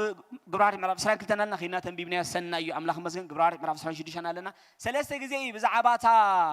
ደጋጠመቶ ኩነት ጳውሎስ ብፍላይ ክልተ ግዜ ባዕሉ እንዳመስከረ ሓደ ግዜ ከዓኒ ሉቃስ ክጽሕፈና ከሎ ኣብዚ ኣልዒልንያ ዘለና ሎ መዓልቲ ግብረ ሐዋርያት ምዕራፍ 9 ደለና ማለት እዩ ኣምላኽ መስገን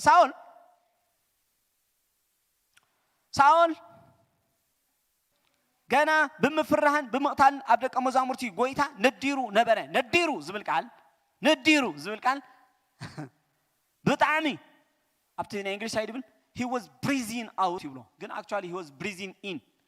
ጽልእን ምቕታልን ጥራሕ እዩ ዘሰንፍስ ነይሩ ናይ ምንባሩ ምኽንያት ክትነብር ተኾንካ ኣይረድልየካ ይምሽ ጳውሎስ ንኽነብር ብምቕታልን ብምስዳድን ናቱ ናይ በቃ ናተይ ናይ ህይወት ዕላማ እዚኣ ድብላሲ እንታይ ኣትልካ ምቕታል ምስዳድን ነቶም ነቲ ናይ አይሁዳውነት ሃይማኖት ዝቃወሙ ዘለዉ ናዝራውያን ነዚ በዚ ኣደ ተንፍስ ንሕዝነካ ሳውል ብጽልኢ ዝተመልአ ሰብ እዩ نزيد صلاة أملاخ زنبرة سبيو قويتنا يسوع كريستوس تقريسو نفتاو أملاخ جروا أملاخ مسجن نامنا إجزابير منجستي سباخي جروا أملاخ مسجن بزي رديت أقوم عينت هو نزل لها سب إجزابير نعها فقري إجزابير أنصارو سلسرحها نتوم نعوز عمرو سبا سلسادتك ولا ون سلس قتلك الموصينا قتال سبي سبزنيرو هو ذا مردر قام سلز نبرك إجزابير يسبيه كايزلو حدا معلتي كقافتك كاي حدا معلت إجزابير بمحرته خمسة كاي ملتك تعدل شو هالراي بلنا أملاخ نعطي تكلني يا مسمر كم ساعة من أنت مالك أملاخ مسجن استمرتي عبد الله يفوز لازم محارف زول يخوم بدل له أملاخ مسجن من الباش بني هيمانوتو نجار كنا نيرو سبزي كم ساعتو حلف زبالة سب نيرو هم تخم لصق حنامات قدام ما نيرو نزقبر زبالة نجار كله نتا أبي يرسالم زنمرت ما حبرسي معرف شو متخن رؤية خلنا معرف شو متخن رؤية خلنا أنت إليو دجمرنا معرف شو متقبل هاري معرف شو متخن رؤية خلنا ساول دمان مقتالو سميرو نبر من استفانوسيو ناسفانو زانت معرف شو عتم مستودع مالتي بتا معلتي يعني نتا أبي يرسالم زلا ما حبر برتع مسقا كونه برتع سيلك حس قرفت نكف قال ما لا يكون نير ناي باولوس ناي باولوس ناي مسداد من قدي كابت زلو قناع زتل عليه كابتي بناي بولي كدان من قدي علني زبلو كونفيكشن زتل عليه تعرف زبالك ترفع يدلني نيرو تعرف زبالك ترفع يدلني نقول لسه كتفي مدو نيرو أتي نديرون بزنا قال لمن اسكي ذكرك لك همان نبل عليه دك إسرائيل زندور من الدار يذكرك لك همي كوميني رسول كاب همان ولا حنت دفولي نقرأي نبرة همان نتما بكتما سوسان زنبور أهدان مدفع قليل هو وشيدو وسو كومي زلنا نمسح قدس مش نزيهم تراي نبع الماردو كاي نبع نعم تراي مدفعسي كم من تكون توزيري زبلنا كم نيشتغير حسيبه سلازيرو أميتن عزران شوعاتن هاجرات نزلوا هزبتات كابهم نزلوا أيهود زبلوا كلهم تماريزهم بحر معالتي كهرد اللومي لوسينو كم زعينت ندري يونير وصار أزيب أولوس إندابنا بتعمي نهيوتنا موديل جرنا يزل نسب قدم بتعمي حدا جنيا سبينير كريستوس نخمم عين السبات بوتالو أمونغس آمين كريستوس نخمم عين السبات أنصارو نصر حسابات صلاة نزخون سبات نزقاتلو سبات نزساقوك سبات ساول دقبر زنا بره تكبر تزاريب كأيود داني قرمكمي أب كده تيموثاوس معرف حاله تصع سرسس خزارب كله شيء أنا قدامي له صرافن سقاقون قفع النيرة كنسي هم ينيرو صرافي زب أولوس كاب أفكم زيتك مزربا أيوة صعقل من النابلنا بيفيسن صحفنا مالتي كلام ثاني صرافي قفعي سقاقي This was Saul هم ينيرو ساول خمسة عين سبني نخمسة عين سب تقربه ها طار أي تقربونها هاريت ندعي أنا سمسلو تحزر زنوري مثلنا مالتي أي مسألنا أي ركبنا بزح مهرة ريم من ديم بعل بيترس بزح مهرة ريم كرمي سومن نقويتو خيدو جلسي يسوع مسيو فري زرع يوسبي أو بيترس so he knows يسوع محار مهان فلتي ስለዚህ ከምዚ ሓደ ግዜ ምስ ሓረቕና ገለ እዚኦም ከተሎም ንቐሎም ገለ መለ ጸሎት ከምኡ ይጽልዩ ነይሮም ሐዋርያት መቸም ኣይመስለንን ከምኡ ጽልዩ ይመስለኒ ምክንያቱ እግዚአብሔር ምሶም ስሙሪ ነይሩ ኣምላኽ መስገን ጸሎቶም ጴጥሮስ ተኣሲሩ ንምስያፍ እንዳጸበየ ከሎሲ እግዚአብሔር እናጸለዮ ታ ማሕበር እንዳጸለየት ንስኻ መልኣኽ ኢልኻ ኣምላኽ መስገን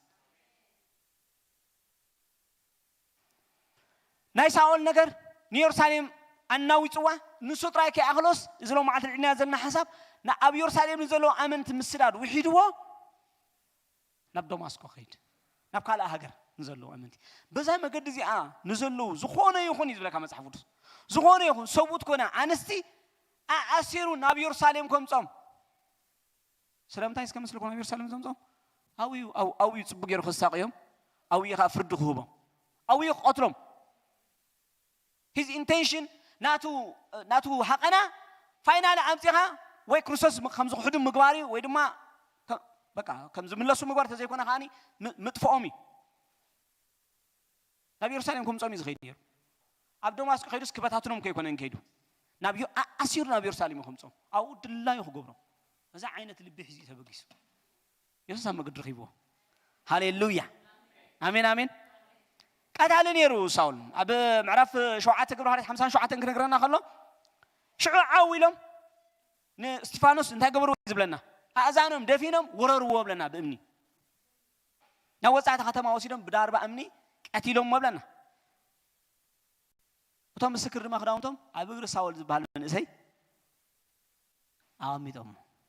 ساول من شو مخموت كله ستيفانوس كموت كله باولوس ودوا زبيرهم ساعة فاز حلف وسخوا أمني ها شوفوا يسوع عزابون يرو ناس ستيفانوس صلوت كم تملس يدردع كابزو مالتي ستيفانوس عند تصلي لهم زلوا سبات زي عينة هترد زي عينة تصلين زلوا سباتي زي عينة ناي مقتل تايل بحال تنفاس وش تمستمر سبات نزي يتصلي لهم يرو زقبروا عيفلتنيهم قويتها يلون يسوع سلازة حد يزع يتحزن لهم نبني يموت لنا مسح قدس ناي ستيفانوس صلوت أباولوس تملسوا أبساول تملسوا أبتجبرنا حداقن أفتي ما حتم زعمت يقتل لبل كوفيلو ودوه ساعمودك ساعة فاز حلف شوفوا عينت كوفيلو زعزب زنبرة سب كوف سلازة بلا يدي حاوس خيمس لكم كأندي جبرنا حداقن نسيو سوزازو يمزقون he was the chief قدامه يسوع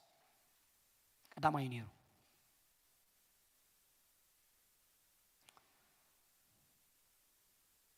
أمعرف إسرائيل كلتن توسع إسرائيل زارب كلن تايلو دم ستيفانوس مسكر كخفص خلوا دمه بعلي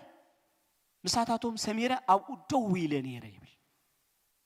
مساتاتهم سميرة أو دويلة دم سيه بنيرة يبل يموت يلوسي كابتوم زوسون سبنيرو صار خمسة عين سبنيرو يسوس ستيفانوس قد كله ريو رأي ريو يا منيز بهالمش ستيفانوس رأي ريو مش بس عقولكم كم يزبلنا حكي رأي ريو لنا أنت ريو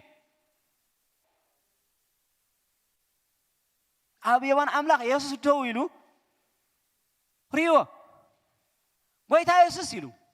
نفسه يتقبل له جن نظام زقات النزول ساعات حتى كنت لهم جن أين اللي يلو نهرت قبر لهم داون مويته كم زمان عين سبات النحرقات يومها حجبتها من قصة الله مالتي كم زمان يرسل محبر ناي دمشق محبر ناي أنصحي محبر ها عند حر كم بعد ساول عين السبات كم بعد ساول عند حرقات يومها سليم محرتي خاتلم سلسة تعرورها لا تحس كذا لها أمنا سلسة تعروروا صلاة ياخدكون أي تسوى حنسها أباها ناي تصليد بهال هوات يلا ناي فقر بهال هوات يزوله بتستوعبنا منفس قدوس فقر أملا قبل بنا سلز فسس إزبلنا أملا خمسك آمين آمين أوشتنا تواهي بنازل ناي فقري منفسي سلز خنا تنفس زلنا فقري مالتي كم ساول سلئي كنا مقتالي كنا تنفس لنا مالتي كفو ولا أنت قبر بنيشتي نجار يا sometimes بقى عرقني أنا قلنا ماذا بنيشتي نجار رايهم مسازياتهم مع ستيفانوس ساول ذا أكل سب أما أخلون كينو هيوتهم من دحلفهم نبقى مقويته 50 لم تسلم صلاتهم تملسوا ستيفانوس بزح عايخ النير هو عايخ النير ستيفانوس بزح وانجيل مسبح النير هو مسبح النير قن قويته يفلتي እግዚአብሔር አምላክ ነስጢፋኖስ እናተጨፍጨፈ ተጣዊሉ ዝተዓዘበ ጎይታ ከም ተባቀዳይ ባህልና ዝነበረ ጴጥሮስ ግን መልአክ ልዩ ኹፂዎ ንያቆብ ክስየፍ ከሎ ስቂሉ ደቂሱ ዝነበረ ዝመስል አምላክ ብለይቲ ንጴጥሮስ መልአክ ልዩ ኹፂዎ ወለካ መጽሐፍ ቅዱስ ማለት ስለዚህ እግዚአብሔር ዝኸውን ዘበለ ነገር ይፈልጠዩ እናፈለጠ ሁሉ ይኻ ዝኸውን ካብ ናይ እግዚአብሔር ሐሳብ ዘምልጥ ወላ ሓንቲ ሐሳብ የለን ዝበጽሓካ ነገር ሜይቢ ሰባት አይፈልጦን ሆኑ ንዓይ በጽሕኒ ዘሎ ነገር እንኳን አይትፈልጦን ይሁን ገለ ትብል ትኸውን ኢኻ ግን እግዚአብሔር ፈልጠዩ ደስ ዘብል ነገር ካሱ አምላክ መስገን آمين آمين اسكامين بلو إذا سبزي أعنا ومحبر نيرو مسحب رزارب كلهم طيب لنا ساول نتا محبر يعنوا يعنوا دبل كلاو لك خمسة حدا كم حرماز ولا المسلو ويقماره حرماز نب حدا ناي برانا حرشة أتيو نتحرشة كم زي كون كم زقبر تقلال لهم زعنور يخم لهم بش ويدما حدا هندود سراويت تواقي ونحنت بتعمي صنعت ختمة أتيو ولا حنت خمسة يبلا غير خعنوا خلوا مالتي كم زن ياريكو بعل من شموز قبروا عينت بعل ياسو قبروا عينت مالتي لك هذا شكل سراتنا هذا ختم آتي زعنوا بزي طرف زفر عرسة لك هم نتهم حبر كومي يزقبراني يريز بلنا تنفاس كحد قال دليل هاي نبورن صار دخومات كوي نمسي دخمت محبر كوي ناخد قصل قال ملا كوم نقدف سبا يكون كتاف يمدو كم يزلنا مسح قدس نسو نتام محبر يطفع يعنوا خمس نبري نقرنا يطفع زبل قال بتعمي كبير قالي ترى نجار أيكونن مالتي السبز قبره زنبله ساول قلنا نتام محبر يطفع نبأ بايت النعتو سوقتنا نسن سسحبو أبيت ما أسرت يأتوه منبره أبيت ما أسرت يأتيو يا سايوم كم زي حسوم مرمارن ولا مالتي حسوم مرمار بوليس عينت قاله كوميو ساول نيرو كقد قطعم كلاسي كساع زصرفو يزغبرو ميلك كومي يزغبر نيرو نسم أملاك تصرفو نسم قويتا كحدو عينت زغبر عينت سبي نيرو ساول نسبزي يسوس تجي قطيمو لمن قطمو لخل ها نسبزي يسوس راح يروحو نيرو نخمس عين سب يسوس كروه بيخات صليلو مسكامين بلو نخمس عين سب أتفل عليه بوتا زلوا مالتيو هذا نهمانو سيكتور ريزلو أم نبوليتيكا سيكتور ريزلو أم حبراونا برا ريزلو أم سرحة ريزلو أم فاينانسال سيكتور ريزلو أم متى إيدلو جن خمس عين سب بتعمل أنا وينتوب لسب يسوس كروه بيخات صليلو مسكان صلينا تولو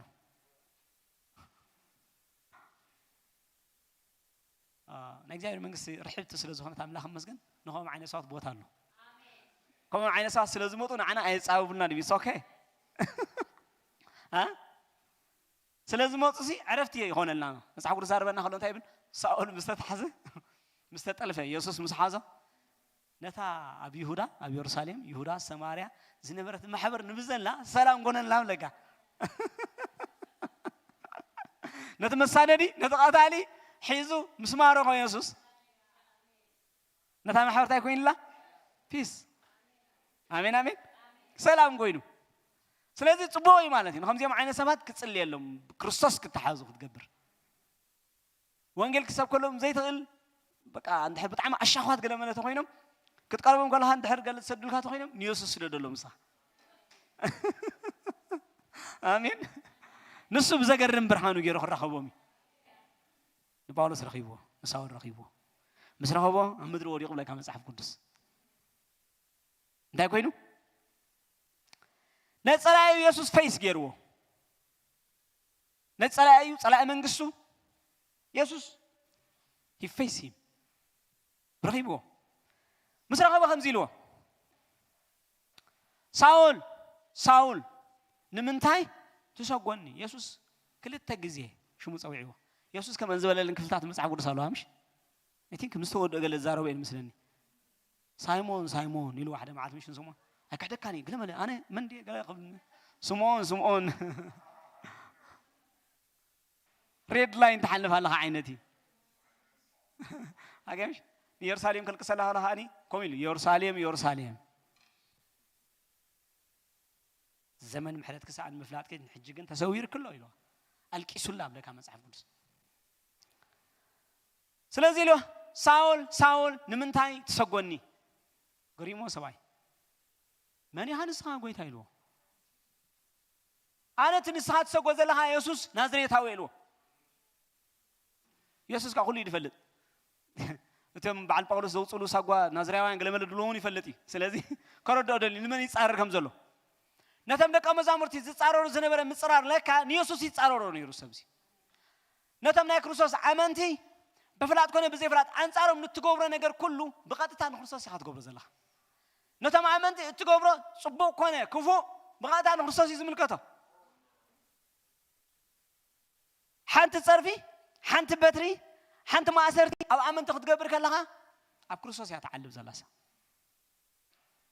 يمل كتا يسوع سلازي he took it personally يسوع نعي خد سجون زلها خيره سلام ده هنبع على بيتروس متاو مسأخلي خيام زلها ታሁን ከሀፍቲ ነዞም አመንቲ ነዞም ደቀ መዛሙርተይ ከም ዝገሮም ዘለካ አይኮነን ኢሎ ስለምንታይ እትሰጎኒ ማን ይኻንሳ አነ እትንሳ እትሰጎ ዘለካ ኢየሱስ ናዝሬታዊ እየ አነ እትንሳ እትሰጎን ዘለካ ማን ኢየሱስ ናዝሬታዊ እየ ንአመንቲ አምላኽ ነቶም ሙሉድ አምላኽ ነቶም ደቀ መዛሙርተ አምላኽ መጽሐፍ ተዛረብ ከሎ ንሰብ ኃይል እንደሐላለካ ኮይኑ ማለት እዩ ጽቡቅ ክትገብረሉ ሰናይ ክትገብረሉ እንደሐላለካ ኮይኑ ብሙሉ ኃይል ካግበረሉ ብለካ ስለምንታይ መስለኩም ነቶም ናይ ክርስቶስ ሰዓብቲ እትገብረሎም ዘበለ ሁሉ ክርስቶስ ይኻ ትገብረሉ ዘለኻ አሜን ከደግማዶ ነቶም ናይ ክርስቶስ ሰዓብቲ እትገብረሎም ጽቡቅ ነገር ንክርስቶስ ይኻ ትገብረሉ ዘለኻ ንክርስቶስ ይኻ ትገብረሉ ንክርስቶስ ስለ ትገብረሉ ዘለኻ it will be accounted ሓደ ማዓልትኩም ኢለ ነይረ it will be accounted ብክርስቶስ ክጽብጸብ እዩ ክትሓዝ እዩ ክትጽሓፍ እዩ መዝገብ ኣሎ ብዛዕባኻ ማለት እዩ ብሽምካ ከምዚ ገይሩለይና ዓይሉ ሽዑስኻ ግን ተማብ ዝገበርካሎም ሰባት ኣብዚ ምድሪ ብስጋ ስለ ዘለው ባህርያቶም ቃየር ምስራኻዮም ከላነ በዓልን እዚኣቶም ምግባር ግን መልእኽት ብሊኻ ማለት ኣይትበል ንክርስቶስ ይኻ ጌርካሉ እስኪ አሜን በሉ ዝያዳ ንኹላትና እንዲያ ትፍትነና ታንኩም ዳ አሜን በሉ ስለዚህ እትገብሮ ክፉኻ በአንጻሩ ካኒ ንክርስቶስ ይኻ ትገብሮ አውኻ ክንጥንቀቕ ኣለና ማለት እዩ ነቶም ሰዓብቲ ክርስቶስ ነቶም ደቀ መዛሙርቲ ነቶም አመንቲ እትገብሮ ዝኾነ ይኹን ክፍኣት you are hurting Jesus ንክርስቶስ ይኻ ትገብሮ ዘለኻ ንክርስቶስ ንዑይ ዝምልከት ንዑይ ዝትንክፎ ከይዱ ንዑይ ዝትንክፎ ትትገብሮ ክፉእ ንዑይ ዝትንክፎ ስለዚህ እንታይ የድሊ ማለት እዩ ቀሊል ይመስለና ሓደ ጊዜ ማለት we don't take it serious ቀሊል ይመስለና ስለዚህ አምላኽ መስገን ኢየሱስ መጽዮ ሆነ ሰባይ ሳውል መጽዮ ኢየሱስ አነ እትንስኻ እትሰጎ ዘለኻ ኢየሱስ ናዝሬታዊ ኢሉ አምላኽ መስገን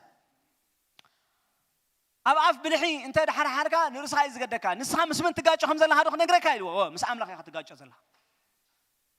ንሳው ዋት ምስ አምላኽ እሱኻ ንአምላኽ ዝሕጉስ ዘሎ ይመስሉ ዝገብሮ ዝነበረ ሁሉ ንመን ይመስልዎ ንአምላኽ ዝሕጉስ ዘሎ መስልዎ ዝገብሮ ነይሩ ማለት እዩ አብ ቀዳይ ጢሞቴዎስ ምዕራፍ 1 ክዛረብ ከሎ ጥቅስ 13 ጀሚሩ ከም ይብለና ማለት እዩ አነ ቀደም ጸራፍን ሸጓውግን ገፋዕን ነይረ ክንሰይሲ ከይፈለጥኩ ብዘይ ምእማን ስለ ዝገበርክዎ ምሕረት ረኸብኩ ይብል ከሎ ማለት እዩ ስለዚህ ዝገብሮ ዝነበረ ብዘይ ምእማን ዝገብሮ ነይሩ ካብ እምነት ወጻኢ ዝኾነ ነገር ዝገብር ነይሩ ጻዕቁ ዛረብ ከሎ ካብ እምነት ወጻኢ ዝገብር ሁሉ ኃጢአት ይብለካ ስለዚህ ዝገብሮ ዝነበረ ሁሉ ካብ እምነት ወጻኢ ካብ ፍልጠት ወጻኢ ብቕንዓት ናይ ሃይማኖቱ ተደሪኹ ጥራሕ እዩ ጳውሎስ ጎይ ነይሩ በዚ ዝገብር ነይሩ ኢየሱስ ግን ምስ መሪኻ መስለካ ስኻ ገጢምካ ዘለኻ ኢልዎ ምስ ንዓኻ ጎዲኡ ክስዕረካ ዝኽእል ኣብ ኣፍ ብልሒኻ ተደሓርሕር ዘለኻ ኣው ኢኻ ትመላለስ ዘለኻ መንገድኻ ንዓኻ ናብ ሞት ዝወስደካ እዩ እሱ ሓንቲ ጥዒቲ ኣምላኽ ዝሕጎሰላ አይሁዳውነት ትባሃል ሃይማኖት ገለ ዝሕሉ ዘሎ እዩ ዝመስሎ ነይሩ ንዓኣ ዝከባኸብ ዘሎ እዩ ዝመስሎ ነይሩ ሳውል እግዚአብሔር ፕሮግራም ከም ዝቀየረ ይፈለጠን ሽናውዒ በቃ በናይ ቦታተ ይዝብል ጳውሎስ በጣም እዩ ማለት እዩ ሎሞን ብዙሕ ሰብ ኮሙ አሎ ግን ትናይ ቦታትና ንብሎ ትናይ ቦታተይ ትብሎ ትናይ ቦታተይ እትብሎ ነገር በመጽሐፍ ቅዱስ ሪኻ ኮሞሪ ደለኹም ይኮነን ምርአይ ግን ሰናዩ ሰብ መጽሐፍ ቅዱስ ፈልጥ ከም ታንተ ይዝበልና በጣም ምሁሪ ብሉይ ኪዳን ጽቡቅ ገይሩ ተማሂሪ ግን ኣብ ሓድሽ ኪዳን ዝኾነ ነገር ግን ንዑ ጋሻ ነገር አይተረዶን ስለዚህ አንጻር አምላኽ ሰረሕ ከሎ ንረኽቦ ማለት እዩ አምላኽ ረኺቦ ኢየሱስ ረኺቦ ኣብ ጥቅስ 6 ንሱ ከዓ እናንበድበደን እናፈረህን ጎይታይ እንታይ ክገብር ትደሊ ኣለኻ በሎ ጎይታ ድማ ተንስ እሞ ናብ ከተማ እቶ እንታይ ክትገብር ከም ዝግባእካ ድማ አሁን ነገረካ ኢልዎ አምላኽ መስገን ስለዚህ ነሰብ እዚ ኢየሱስ ክርስቶስ ምስ አምላኽ ይጋጭ ከም ዘሎ ምስ አምላኽ ተጋጭ ካኒ ንሱ ዳ ይስዓር መር አምላኽ ከም ዘይስዓር ይገልጽሉ ኢየሱስ ዝገብሮ ዝነበረ ነገር ንበዓል እስጢፋኖስ ዘሳድዶም ዝነበረ ሎቲ ሰምዑ ዝነበረ ስብከት ናቶም ክርስቶስ ንሱ መድሓንን ጎይታን እዩ ኢየሱስ ንሱ እቲ ክርስቶስ እዩ ክብሉ ከለዉ በዓል ጳውሎስ ጋ ኖ ክርስቶስ ሓደ መጀመርታ ስኢሉ ካብ ሓደ ዘይጠቀም ዓዲ ካብ ማዕና ዝለዛ መስለ ይኮነ እንድመጽእ ካልኣይ ነገር ካብ ዳዊት ካብ ንጉስ ክመጽእ ኣሎ ምስ መጽሓ ንጉስ ክኾናሉ ናቶም ናይ ብሉይ ኪዳን ኣተረጓጉማ እዚ በዚህ ምክንያት የምን ኢየሱስ ብላግጽም ኢየሱስ ንጉስ አይሁድ ኢሎም ዘላጉጽ ነይሮ እስከ ንጉስ እንተኾንካ አይነ ዝብሎ ዝኖር ብላግጽ ናይ አሽሙሪ ማለት ኢየሱስ ግን ንሱ ተቆቦ መሃኑ ንሱ ተመድሓኒ መሃኑ ቆቦ ጳውሎስ ፈልጦ ይተቃል ሳውል ፈልጦ ያቱ ብሉይ ኪዳን አሎ ክርስቶስ መሲሕ ጽበይዎ እዩ ተስፋ እስራኤል ይጽበዩ ንዑ ክብል ይዝጎይ ዘሎ ግን ንሱ ኢየሱስ መሃኑ ግን አይፈለጠን ስለዚህ ድማ ያብ ደማስቆ መስከደ ወንጌል ምስተደዶ ደሓር ኢየሱስ ንሱ ክርስቶስ መሃኑ ይብለና እና መስከረ እንታይ ገበረም ይብለና አፈን ኮትሕዞም ጀሚር ብለካ ነቶም አባይት ጸሎት አይሁድ እዚ ጸላ አምላኽ ዝነበረ ሰብ ናብ ዓርካ አምላኽ መሃን ምስተለወጠ ብድሕሪ ንዑ ያኸፊያቶ ገርመካይ ተገልቢጣቶ እንያ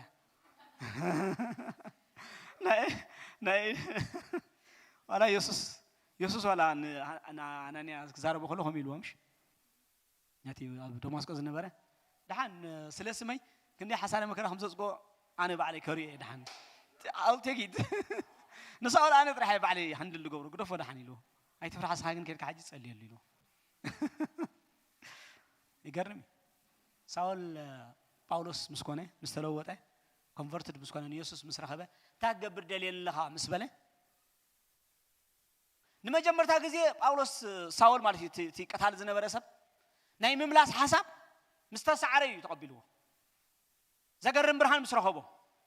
ኣብ ገጹ መሰብርሃሉ ዓይንቱ ክሪኢ ክሳዕ ዘይክል ምስገበሮ ብዛዕባ ዝነገር ዝኽምስክር ከሎ ኣብ ጉራሪ ምዕራፍ 16 እንታይ እንዳበለ ዛሪብ ብሎ ኣብ ጉራሪ ምዕራፍ 16 ቀትሪ ይሉ ግን ካብ ፀሓይ ዝደምቕ ብርሃን ይረኺብኒ ኢሉ ቀትሪ እኮ ፀሓይ ናይ ሓይላ ተብርሃሉ ሰዓት ይምሽ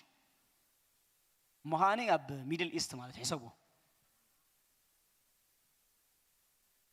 ካብ ፀሓይ ዝደምቕ ብርሃን እዩ ተጓኒፍኒ ኢሉ ጳውሎስ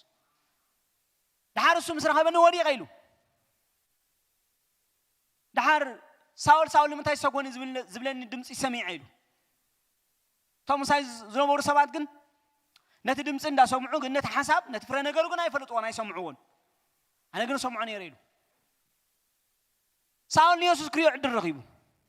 ንኢየሱስ ከም ዝረኣየ ኣብ ብዙሕ ቦታታት ተመስኪሩሉ ሓናንያ ባዕሉ ኢልዎ እዩ ድሕሪ 3 መዓልቲ ኣምላኽ ተቐደም እግዚአብሔር ዝመደበልካ ነገር ምን ትኽትፈልጥ ኢሉ ነቱ ቅዱስ ክትሪኦ ኢሉ ነቲ ጻድቕ ክትሪኦ ኣብ ቂዕካ ኢልዎ ማለት ኣምላኽ መስከን ሪዎ ባርናባስ ከምስክረሉ ከሎ ኣብ ኢየሩሳሌም ንጎይታ ኢየሱስ ክርስቶስ ከም ዝረኣዮ መስኪሩሎም ጳውሎስ ባዕሉ ክዛረብ ከሎ ቀዳይ ቆሮንቶስ ምዕራፍ 15 ንኢየሱስ ኣነ እውን ሪአየ ኢሉ ግን ንርእሰይ ከም ሓደ ብሉፅ ሓዋርያ ይኮንኩ እንዳሓስባ ሰጓጉ ማሕበር ስለ ዝነበርኩ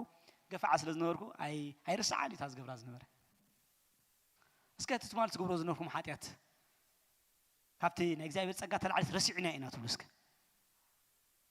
ተዘይረሳዕኹም ጽቡቕ እግዚአብሔር ካበይ ከም ዘላዕለካ ምዝካር ሰናይ አሜን አሜን እግዚአብሔር ዳይና ሓጢያትና ዝርስዖ ናብ ናይ ምርስዓ ባሕሪ ዝድርብ እምበር ኣነ ንስኻትኩም ሆኑ ሳይ ግባአና ከመይ ገና ንርስዖ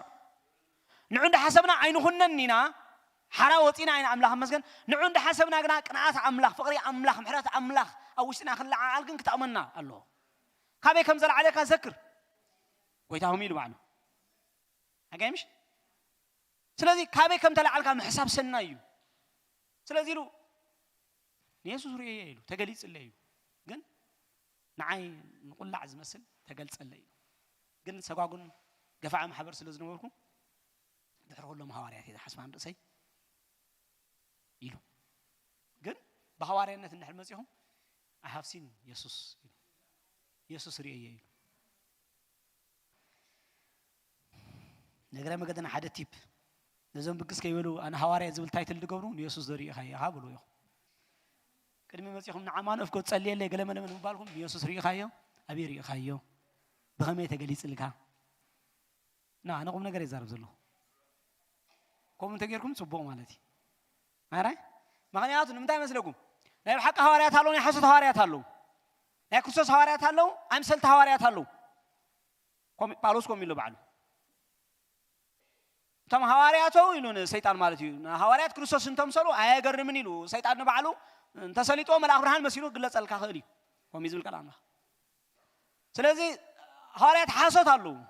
ክረኽቡኻ ስለ ዝኽእሉ ኢየሱስ ሪእኻዮ ሪእኻ በሉ ሐዋርያ ማለት ፐርሰናሊ ብኢየሱስ ዝለኣኽ ሰብ ማለት እዩ ኢየሱስ ፋይንድ ገይሩ ንዓ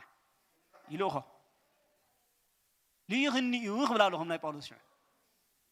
ليغني أبي رخيبك أما قد دمشق رخيبني ليغني لذي ثم بتنبيت هواري أخذ كوني حاجة لا تباهي لكم نحر تقبلكم علىهم I'm sorry to say that كم بحدش يسوس دليوكم decide دليوكم مني find out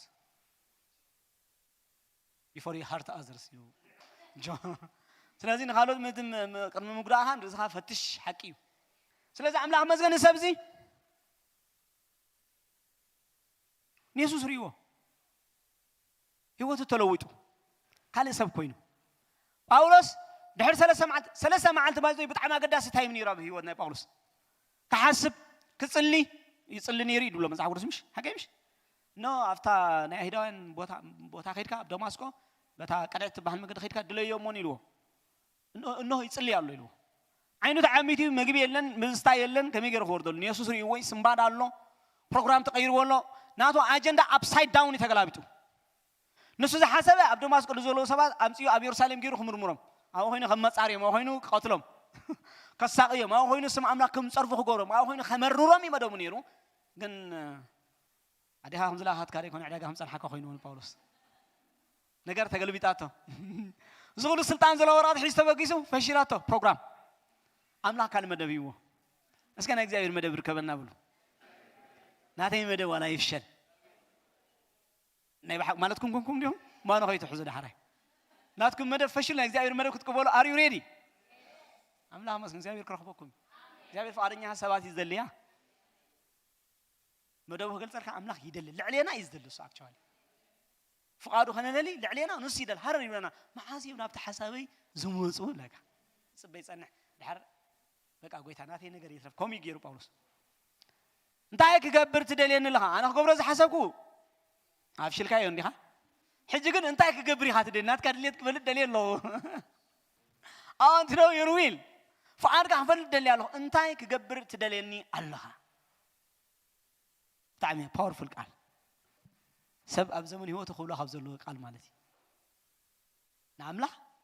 ناتك اجننا قديفك ناتك حلمتات قديفك املاح نمنتاي علامه يخاف فطير كان نمنتاي اخ زنبر زلخو انتاي كجبر يخات دلين زلخ الكام حتى بطعم قداسي نفسه كفسب اب زمن هيوته حنت معلتي حتى زي حتى له تخكلኛ መልስ ድማ خركبس ካብ አምላክ ይግባእ ማለት አምላክ መስገን ስለዚህ ልዎ ጎይታ ተክትገብረ ዝግባእካ ክንገረካዩ ናብ ከተማ ግን እቶ ኢሎ ናብ ከተማ አትዩ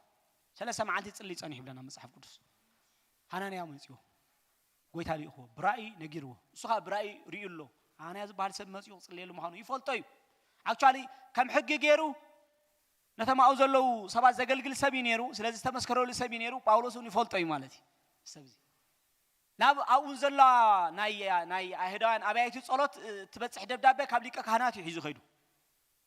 ስልጣን ተሰኒዩ ኸይዱ ሰብዚ ስለዚህ መጽዩ ጸሊሉ ዓይንቱ ተኸፊትሉ መልእኽቲ ነጊርዎ ተጠመቕ ኢልዎ መጽሐፍ ቅዱስ ዛርበና ከሎ ኢየሱስ ምስ ረኸበካ መጀመርታ ትውስኖ ዘለካ ውሳኔ ኃጢአተኛ ሰብ መሆንካ ፈልጥካ በክርስቶስ ምእማን በቲ ተጓኒፍካ ዘሎ ክርስቶስ በቲ ተነጊርካ ዘሎ ክርስቶስ በቲ ስበኸካ ዘሎ ክርስቶስ በቲ ኣብ ቃሉ ኣሚብካ ተረዳእካ ክርስቶስ ክትኣምን ቦጥራይ ምእማን ቦምሳ ኣመንካ ናይ ምልክት ንዑ ምእማንካ ክትጥመቕ የድልየካ ከምዚ ዓንተ ይሁን ጽናሕና ማለት ኢልዎ ንምንታይ ትድንጊ ተንሲኻ ስም ጎይታ ፀዊዕኻ ተጠመቕ ኢልዎ ሃናንያን ጳውሎስ ንሳውን ተሲኡ ተጠሚቑ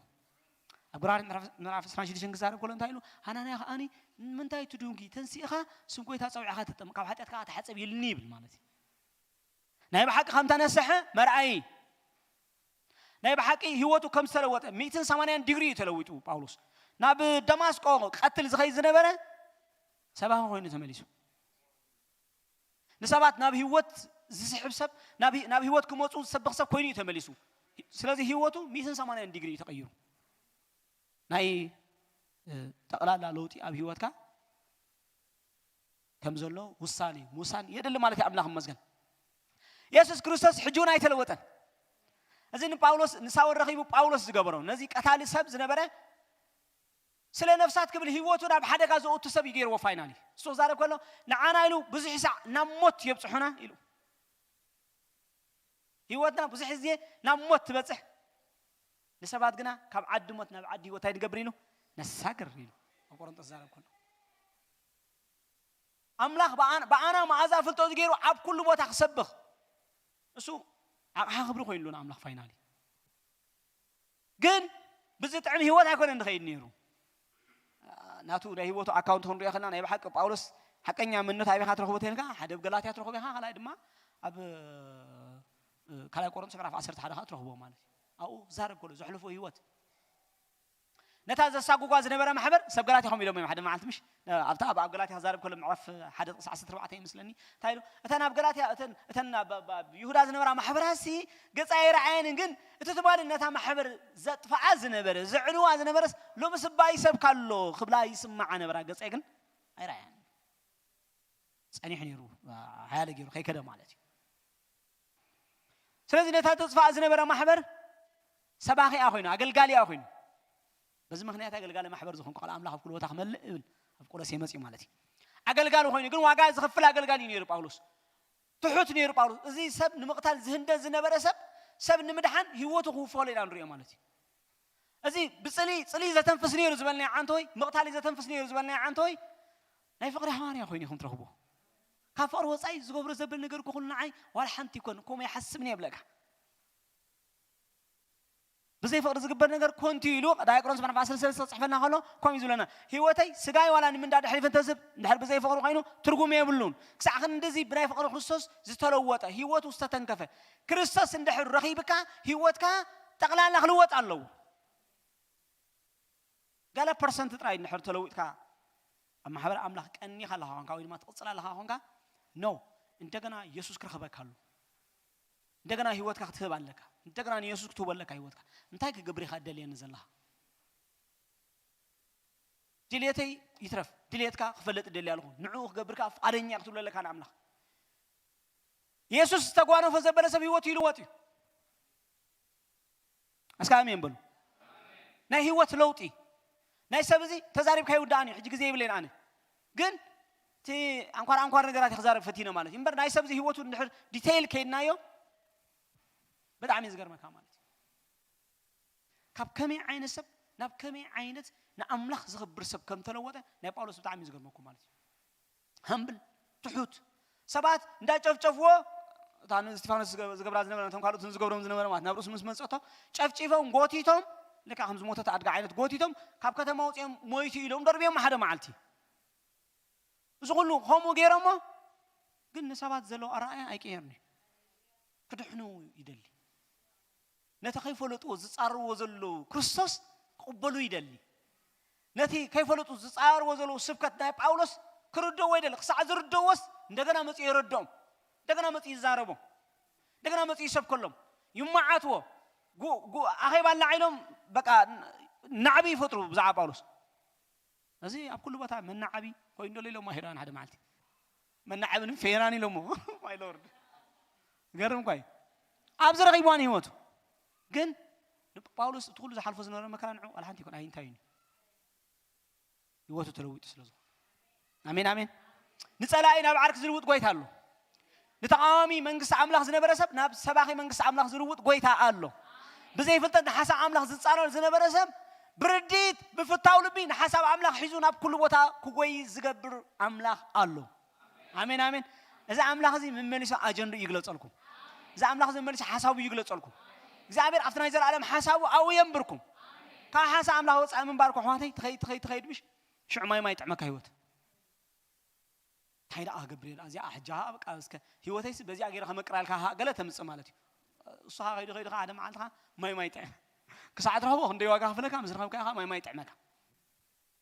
نجزابير حساب نحد بريه الكاب هيوت كأجنا أملاخ مسجن نجزابير مغرن نحر تردي كأجنا نجزابير مسجن التجوبر زبلة نجار كله نجزابير دس لزبله ويشتغل النشع يحقوس هيوت كا يتعم حنت معالدي عايز تعسنيها حنت معالدي هيتهونيها عايز تعسنيها بها أنس كستايو كويني بقى أي تبلنيها تابع أملاخ زخون كهيا بقى عقوبكم كهات مانس نجزابير حساب يركبنا آمين آمين نجزابير فؤاد يجلس على أملاخ مسجن أموداتها أبقى تيموثيوس صفلو خلوا السبع عايز تايلو أنا قدام له عنتو نبلو زنبرنا قالي صرافن سواقن قفع عني رخن سيسي كيف لتكم زي ما سلز قبركو محرت رهبكو بزي فلات نحاسب عملاق تتصارر سب نexaبير محرت نعها لومي مولي عملاق مسك كم ساول مالتي باولس قبرك እግዚአብሔር አቅሓ خبرك قبرك ክትቀመልካ እግዚአብሔር አፍቲ መንግስቱ ቀዳማይ ጳውሎስ ማለት እኮ ኣብ መጽሓፍ ቅዱስና ካብ ዘለው መልእክታት ንሓድሽ ኪዳን 13 ዕብራውያን ሕውስ ይኽና 14 መጽሓፍቲ ጻሓፈ ሰብ እግዚአብሔር ከምቲ ዘየለ ሰጣሞለ ሰብ ከምቲ ዘየለ ይጥቅምሉ አምላኽ ከምዚ ላይፍ ዊዛውት ሊሚት ንብሎ ዓይነት ማለት እዩ ኮሚቴ ተጠቂሙሉ አምላኽ ንጳውሎስ ፋይናሊ ናብ ክርስቶስ መጽ ኣይከሰረን እግዚአብሔር ይመስገን ስለዚህ ካብ አምላኽ መምጻእ ናብ ክርስቶስ መምጻእ ኩሉ ነገር ከሓሊካ ንክርስቶስ ምውሃብ ፍቃድ አምላኽ ምንዳይ ምሕረት አምላኽ ብዙሕ ጸጋ ጎይታና ምስቲ ኣብ ክርስቶስ ዘሎ እምነትን ፍቅርን ብዘይልክዕ ዓዘዘ ኢሉ ሓቂ እዩ ንጳውሎስ ብናይ ሰብ ዓይኑ ክትሪኦ ከለኻ ከምዚ ገይሩ ንኣመንቲ ዝቐትል ዝዕኑ ንማሕበር ጠቕላላ ክብርሳ ዝህቅን ሰብ ገለ ናይ እግዚአብሔር ጸጋ እንተዚያ ዓዚዙ ከተፈጥሮ ሓይድ ጉባኤ ሃትል ማለት ግን ናይ እግዚአብሔር ፍቅሪ ተአምላኽ ሰምንት ከይጠፍ ኢሉን ወዱ ኣብ መስቀል ብምሃብ ዝገለጸ ፍቅሪ ግን አምላኽ መስገን ኣብ ጳውሎስ ጸጋ ክዕዝዝ ከሎ የሪኤና ክርስቶስ ኢየሱስ ነቶም ኣነ ዝቀዳማዮም ሓጣን ጳውሎስ ሩስ ክሪኣ ከሎ ሕጂ ካብ ሓጣን ቀዳማይ የኒ ይርአኒ ኢሉ ጳውሎስ ነቶም ኣነ ዝቀዳማዮም ሓጣን ከድሕን ከም ዝመጸ ኢየሱስ ንምንታይ መጽዩ ከድሕን በዚ ምክንያት እዩ ንሓኪም ሕሙማት እምበር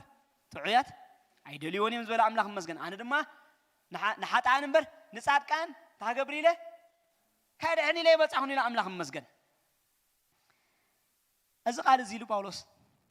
እሙን እዩ እዚ ቃል እዚ እንታይ እሙን እዩ ንሓጣን ዘጽድቕ አምላኽ ኣሎ ዝብል ቃል እሙን እዩ ምቕባሉን ብኩሉ ጉቡእ ኢሉ አምላኽ መስገን ግናኸ ኢየሱስ ክርስቶስ ነቶም ናብ ዘለዓለም ህይወት ክበጽሑ ኢሎም ብኡ ዝኣምኑ ንኣርኣያ ኩሉ ትዕግስቱ ኣባይ ምእንቲ ኸርኢ በዚ ምክንያት ምሕረት ዝረኸብኩ ብለካ ማለት እዩ ኢየሱስ ተዓጊስኒ እምበር ሳውል ከሎ ክጠፍእ ግባእኒ ነይሩ ይብለሉ ተዓጊስኒ ኢየሱስ ተዓጊስኒ ነፍሲ ወከፍና እግዚአብሔር ተዓጊስና ኣብቲ ናይ ሓጢኣት ህይወት ከለና ኣብ ህይወተይ ከም ድሌተይ ገለ እንዳበልና እንዳኸድና ከለና ማለት እዩ ተዓጊስና ጎይታ ተዘይዕገሰና ነይሩ መቃብር መወዳእታና መኾነ ነይሩ ምስ ሓጢኣቱ ዝሞተ ሰብካ ምትንሳእ ዝበሃል የለን ወላ ተመረቕካዮ ወላ ምርቃ ተብዛሕካሉ አርአይፒ ተበልካዮ ገለ ይትስእኒ ተረዲኩም ኣለምሽ መንግስተ ሰማያት ተዋርሰልካ ብዙሕ ኮመንት ስለጻሕካ ነው አይትስእኒ ሰብ መንግስተ ሰማያት ዝወርስ ብክርስቶስ ምእማን ስለዝኾነ ከለኻ ኢኻ መንግስተ ሰማያት ትወርስ ቢወት ከለኻ ኢኻ መንግስተ ሰማያት ከም ትወርስ ኣረጋጊጽካ ትመላለስ አምላኽ መስገን ስለዚ ንኣርኣያ ትዕግስቱ ቅድም ኣባይ ምእንቲ ኸርኢ በዚ ምክንያት እዚኤ ምሕረት ዝረኸብኩ ኢየሱስ ክርስቶስ ትዕግስቱ ሕጂ ነው ኣይተወደአን አሜን አሜን ኣብኮም ዓይነት ህይወት ንዘለኻ ሰብን ነስብከት ዝትሰምዕ ዘለኻ ሰብ ክርስቶስ ትዕግስቱ ኣባኻ ኣይተጸንቀቀን ኣሎ አምላኽ መስገን ቅበለካ ግን ይደሊ ስኻ መጀመርታ ንዑ ክትቅበለኻ ይዛረበካ ኣሎ አምላኽ መስገን ስለዚ እግዚአብሔር ንኸምዚ ዓይነት ሰብ ንኸምዚ ዓይነት ህይወት ዝልውጥ አምላኽ እዩ እዚ አምላኽ እዚ አምላኽና እዩ አሜን አሜን እዚ አምላኽ እዚ አምላኽና እዚ ዓይነት አምላኽ ኢና ንምልኽ ካብቲ ናይ ቱማሊ ናይ ውድቀት ህይወት ናይ ሓጢኣት ህይወት ናይ ጽልኢ ህይወት ናይ ባእሲ ህይወት ናይ ኩሉ ዓይነት ክፍኣት በሎ ዘርዝርዎ ማለት እዩ ካብኡ ኣውምፂኡ ንኽብሩ ክንከውን እግዚአብሔር ዝቀደሰና ዘጽደቀና አምላኽ እዚ አምላኽ እዚ አምላኽ መስገን አምላኽ ምድሓና እግዚአብሔር መስገን አሜን አሜን ነዚ አምላኽ እዚ ምንባር ሰናዩ ነዚ አምላኽ እዚ ክንነብር ክንውስን ኩሉ ሻዕ ንንእዋኑ ክንውስን ኣለና ቶም ሕጂ ብህይወት ዘለዉ ነቶም ምንቶም ዝሞተን ዝተንሳን ምርድሶም ምእንቲ ከይነብሩ ኢሉ ሓደ በጃ ኩላቶም ሞተ ኢሉ ጳውሎስ እግዚአብሔር መስገን እስከ እንጽሊና እግዚአብሔር በዚ ምሕረት እዚ ሎሙን ዝራኸቦም ሰባት ክህሉ ሃሌሉያ እግዚአብሔር ብምሕረቱ ሕጂውን መሓሪ እዩ እግዚአብሔር ሕጂውን መሓሪ እዩ ኢየሱስ ሕጂውን መሓሪ እዩ ኢየሱስ ሕጂውን የፍቅረካ እዩ ኢየሱስ ሕጂውን የፍቅረክ እዩ ብዘይ ፍልጠት ብዘይ ርድኢት ብናይ ሃይማኖትካ ጥብቅነት ንአምላኽ ትጻረር ከይተረዳእካ ንአምላኽ ሕጉሰለኹ እንዳበልካ ግን ብቓል አምላኽ መሰረት ህይወትካ ክትሪኦ ከለኻ ግን ተጻራሪ ክርስቶስ ኮይንካ እንድሕር ረኺብካያ ሎም መዓልቲ ህይወትካ ንክርስቶስ መሃብ የድልየካ ሎም መዓልቲ ሓሳብካ ምቕያር የድልየካ መገድኻ ምቕያር የድልየካ ሎሚ እንጽልያልና እግዚአብሔር አምላኽ ብኢየሱስ ክርስቶስ ስም እግዚአብሔር እዚ ወንጌል እዚ እግዚአብሔር አምላክ ሃሌሉያ ኣብዚ ወጽሕ ዘበለ ኩሉ ንምድሓን ሰባት ክትቀመሉ ይጽልይ ኣለሁ ንሕና እውን እግዚአብሔር ኣብዚ አቤት ካን ዘለና እግዚአብሔር አብ ካበይ ከም ዘለዓልካና ካብ ከመይ ዓይነት ንዓኻ ናይ ምጽራር ህይወት ከም ዘድሓንካና ካብ ከመይ ዓይነት እግዚአብሔር አብ ንዓኻ አንጻርካ ናይ ምስራሕ አንጻርካ ናይ ምጉያይ አንጻርካ ናይ ምኻድ እግዚአብሔር አብ መደብ ሒዝና ከለና እግዚአብሔር አብ በዘይ ፍልጠት ዓያሽ ኮይና እግዚአብሔር ብዕሽነት እንዳተመላለስና ከለና እግዚአብሔር ዝተዓገስካና አምላኽ ዘድሓንካና አምላኽ ወድኻ ዝገለጽካልና አምላኽ ንኢየሱስ ክንርድኦ እግዚአብሔር አእምሮና ዝኸፈትካልና አምላኽ ነመስግነካ ኣለና اتبع الحقي ماتيو عمره خمسة هبنا نفلت على صحيف خمسة لوك زعبير يا عمرنا سلز خفت كلنا نمسكنا كلنا لو ما جن زعبير أبو نزل تعجستي ناو صحابنا قويتا يسوس زعبير كنجز أوك زعبير أبو خنا قل قلو خنا لعاه زعبير أبو كنا ليز بننا خن كنا لوجنا زعبير تسقى عزلنا نصلي علينا فقدنا خطره وندلي على زعبير أبو حسابنا زبنا بحسابك تكا نصلي على زعبير ناتنا personal حلمتها تعرف زعبير ناتك نيزل علم مدى ما في ودنا خجلت على ندلي على زعبير سكي قلت عليه بقول هاليلويا يدلي الله بقوله مالتكم كونكم نعملكم حتتوا عملهم مسجن زعبير أنس أبزمن هوتي نفقات كخنا بردلي بقوله وسك زعبير حسابك قد يتكافلن بقوله هاليلويا زعبير يسمعكم يزولك زعبير مسجن قوم يهون مش يسوع كريستوس قوم يهون لك زعبير عمله بقول تابي يسوع كريستوس سمك زعبير محرت كاز بزحلنا سباتنا زعبير تعجز خاز بزحلنا سباتنا زعبير أبو بقول تابي يسوع كريستوس واجا خفيل كنا إخا نسخة تعجز كنا دم إخا سأجا خايب كنا فقر خالق جس كلنا محرت غير كلنا حتى عدنا هولو وسيد كاي خابت مسكال نمسكنا كلنا صدق خايب كنا إخا موتنا وسيد كاي هوت هيب كنا إخا نمسكنا كلنا إذا تقبلنا زلنا هوت نسخة أبانا هون كختنا بر الله نهبك كلنا دقيم أنا يكون كن زنبر زلوا كريستوس يا أباي زنبر زلوا خني بالكام باولوس ناب كم زعنت لوط يخنديب كدق فنا يتصلي الله إذا حج زنبر زلوا بأمنة بتسفكرني من تايون هو تزحلف اللي ودع عملاخي زنبر زلوا خني كنبكع دق فنا قويتا دق فنا قويتا سيلنا زي تلوط هو تحزنا خن مالا سايت حدقنا حسابك خير خمنا خلل كن بلا يتحدقنا ناي كنت النت هو نبيرنا خن كيد عيت حدقنا نساق زابير عنا مدب عليك زابير نعنا زابير حساب عليك زابير اسكام زورون أملاخ أنا ترايك جبرائيل كازم الدبك حسب الله بلو أنا ترايك جبرائيل كازم الدبك حسب الله نعهد قلت اللي دللي الله بلو نعهد رد أن دللي الله السخط سكور أن دللي الله بزعابة قبل بحسب كتنبر دللي الله بلو تحسبتي أبي هوتي ناقزت كتكيد دللي الله بلو هاليلويا زابيركم أخجبرلكم أملاخ مسجن يس مالتكم كونكم نحلم منكم وزعبير كهبوكم حساب وخجل سألكم أبلبنا زعبير أبلبنا زعبير حساب كسعر كجمري هاليلويا ناك أجندة كسعر كجمري كم زين باولوس أجندو زغيره عمله هاليلويا زعبير حساب كغيركم كجمري عمله خم مسجن نحدش ناك زعبير حساب كتوهب كجمري خم زعبير مسجن مالتكم كونكم مس عمله تورارو ناك زعبير حزوا عمله خم مسجن تلاقي زعبير هاليلويا لو من تصلي على زعبير أبو هاليلويا إذا حق إذا خورسنا ندلي علينا زبرهان زخبز حلنا ندلي علينا من بارنا زي ترفنا زعبير ترقم زلون هيوت نبير هن حلف دق فناك زعبير علامة زلوا هيوت نبير هن حلف دق فناك زعبير حساب كازلوا حساب هيوت نبير هن حلف دق فناك زعبير قوم يخنا بشي ميسوس قوم يخنا بشي ميسوس هيوت مبلع مستاي مخدانا يكون زعبير كاوز حل في زعبير أبو سلازي تحاول حلف زبالة هيوت جلس لنا حلف زبالة هيوت جلس لنا زعبير حلف زبالة هيوت جلس لنا زعبير كابتي نورمال سب حلف زبالة هيوت جلس لنا زعبير مهرته هي أسكرمني لقيتها مزمور بامتا يعنكاكني يا أملاك منفس يدهس زني بني لا يمتا زي درسم هو قام يلوم بس وجايت بارسو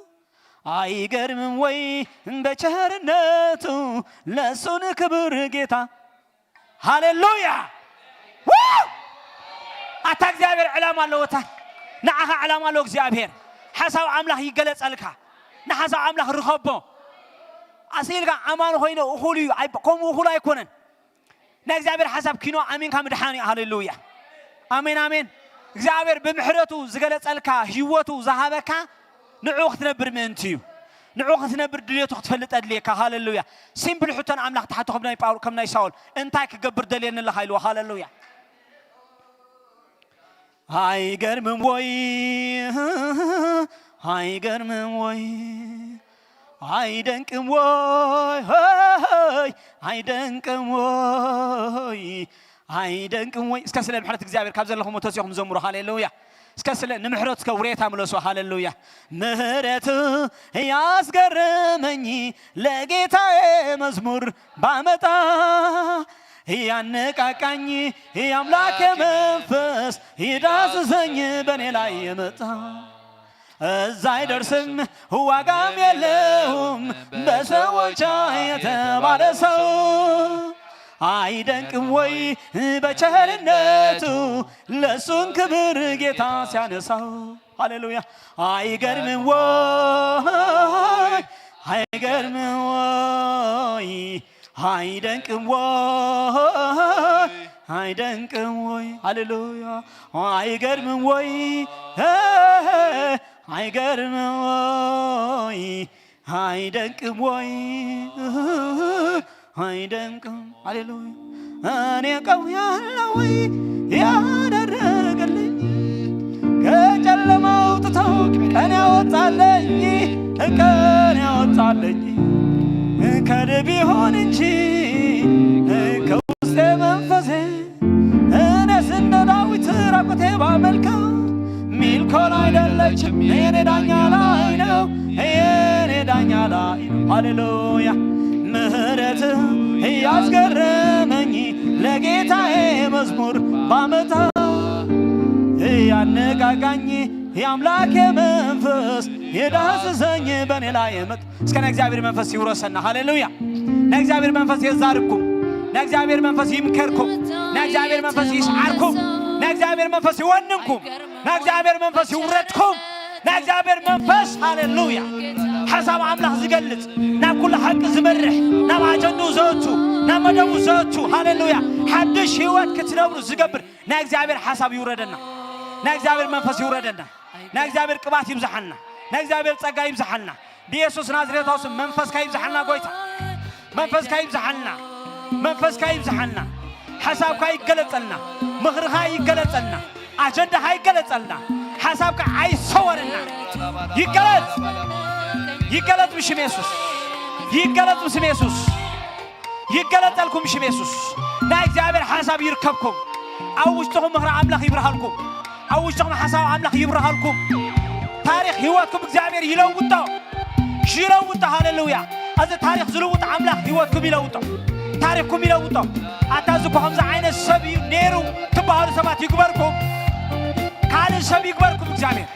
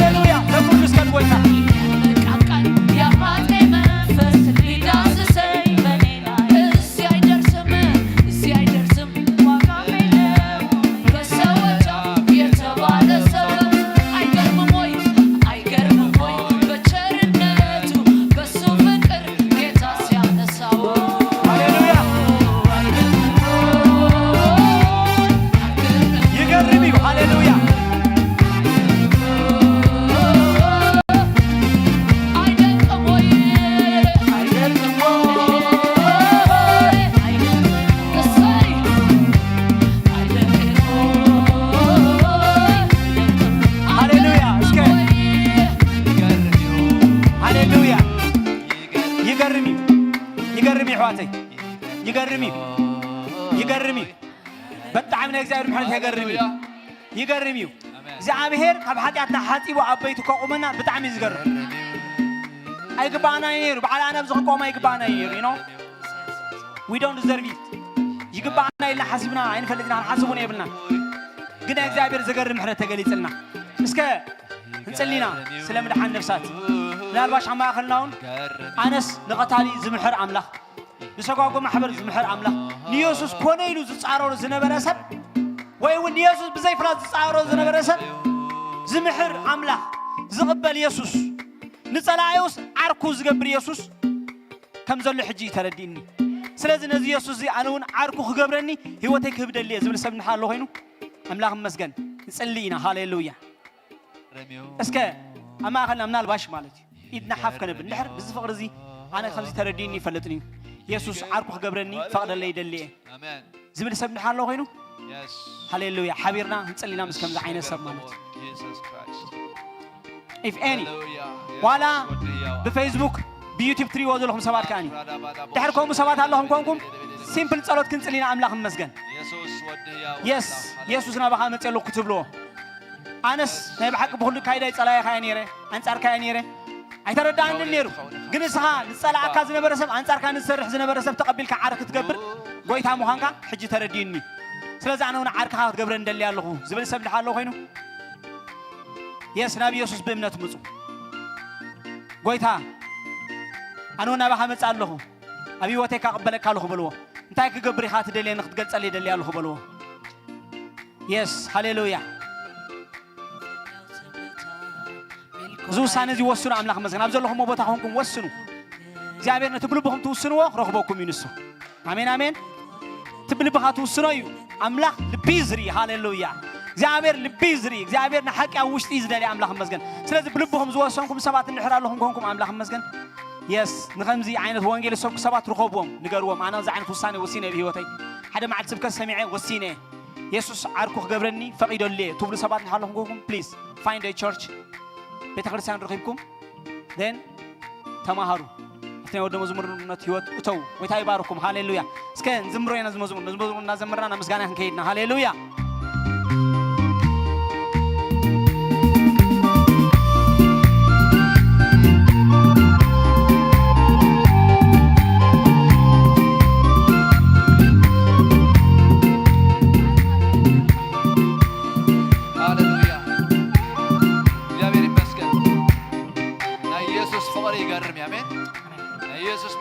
ይገርም እዩ መጽሐፍ ቅዱስ ክነግረና ኸሎሲ ከድሕነና ኸሎ መርአያ ፍቕሩን ትዕግስቱን ክንከውን ኢሉ ኣድሒንና we are samples አሜን ንሕና እንታይ ኢና ኤግዛምፕልስ ኢና ሳምፕልስ ኢና ማለት እዩ አምላኽ መስገን ከም ሳምፕል ኮይና ንመላለስ ኣለና ዶ ርእስና እናሓተትና አምላኽ መስገን ዝገርም ክንብሎ ኢና አሜን ዝገርም እዩ ፍቕርኻ ክንብሎ ኢና ዝገርም እዩ ምሕረትካ ክንብሎ ኢና እዚ ፍቕሪ እዚ ግን ከነሪኦ ኢና ተቐቢልና እዩ አምላኽ መስገን አሜን ሰባት ክሪዎ ሰባት ክጥዕሞ ሰባት ክለማመዶ በዚ ከም ኣብነት ኮይኑኻ አምላኽ መስገን እቶም አምላኽ ኣይቅበለናን እዩ ዝብሎ ኢሎም ድሓስቡ ሰባት ከማን ንኣምላኽ ኣእዳዎም ከልዕሉ አሜን ሃሌሉያ ኢየሱስ ጎይታ ክንዝምራ ኢና አምላኽ መስገን ሃሌሉያ ይገርም እዩ አሜን ይደንቕ እዩ ሃሌሉያ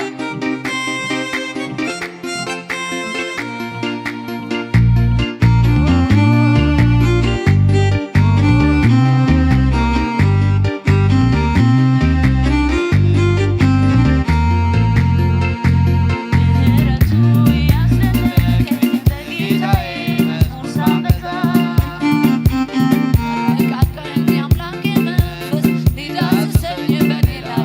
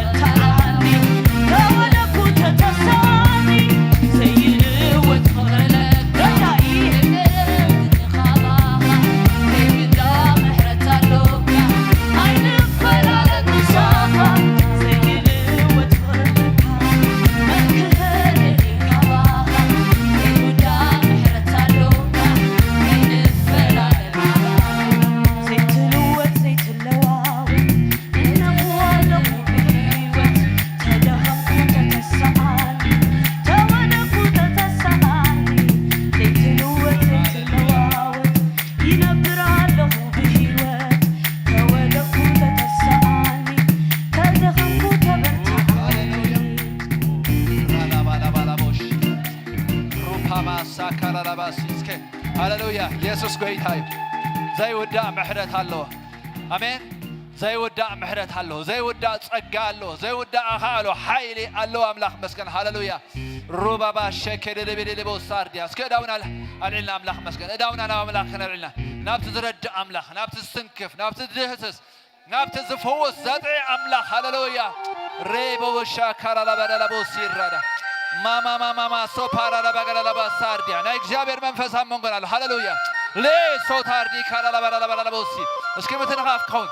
የስ ንቕድሚት ምስ ስጋድ ከውን ንቕድሚት ምስ ስጓም ከውን ናይ እግዚአብሔር ሓይሊ ክትንክፈኩም ሃሌሉያ ማክራራ ባላባላባላቦ ሸለለበለለበለለቦ ሳርዲያ የስ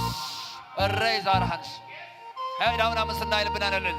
ካባኻ ዝፈልየና የለን የስ ሩዳ ላባጋላላባ ሳርዲያ እኳላ ንዕና ባኻ ክንነብር ኢና እኳላ ንሓሳብካ ክንነብር ኢና እኳላ ንዕላማኻ ዝጨከና ሰባት ኮይና ክንመላለስ ኢና በዚ ናይ ምድሪ ነገር ኣይንተሓዝን ጎይታ ኣጀንዳ ኣሎና ጽዋዕ ኣሎና እስኻ ዝሃብካና ኣሳይመንት ኣሎ እግዚአብሔር ሮቦቦ ሸከለለበለለበለለቦ ሳርዲያ የስ በክርስቶስ ኢየሱስ ሎም መንፈስካ እተው ሎም መንፈስካ ነዚ ሓሳብካ ዝጽንዕ መንፈስካ ይእተው ብኢየሱስ ክርስቶስ ያውስም ነፍሲ ወከፍ ብዘይ ዕላማ ኸይመላለስ ኤክሌሻ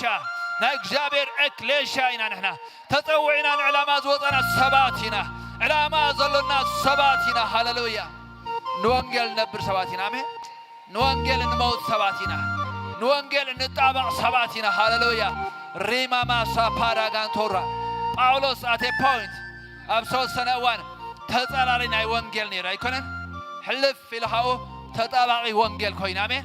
ናይ ወንጌል ሰባኺ ኮይኑ ንወንጌል እንጣበቐላ ንወንጌል እንሞተላ ንወንጌል እንነግራ ሰባት ኢና ሃሌሉያ የስ ሃሌሉያ የስ ወንጌል ቅድም ናይ ይሁዳዊ ከምኡውን ንጽራዊ ንዝኣምን ዘበለ ኩሉ ሓይሊ ኣምላኽ ንምድሓን እሞ ብወንጌል ኣይሓፍርኒ ኣሜን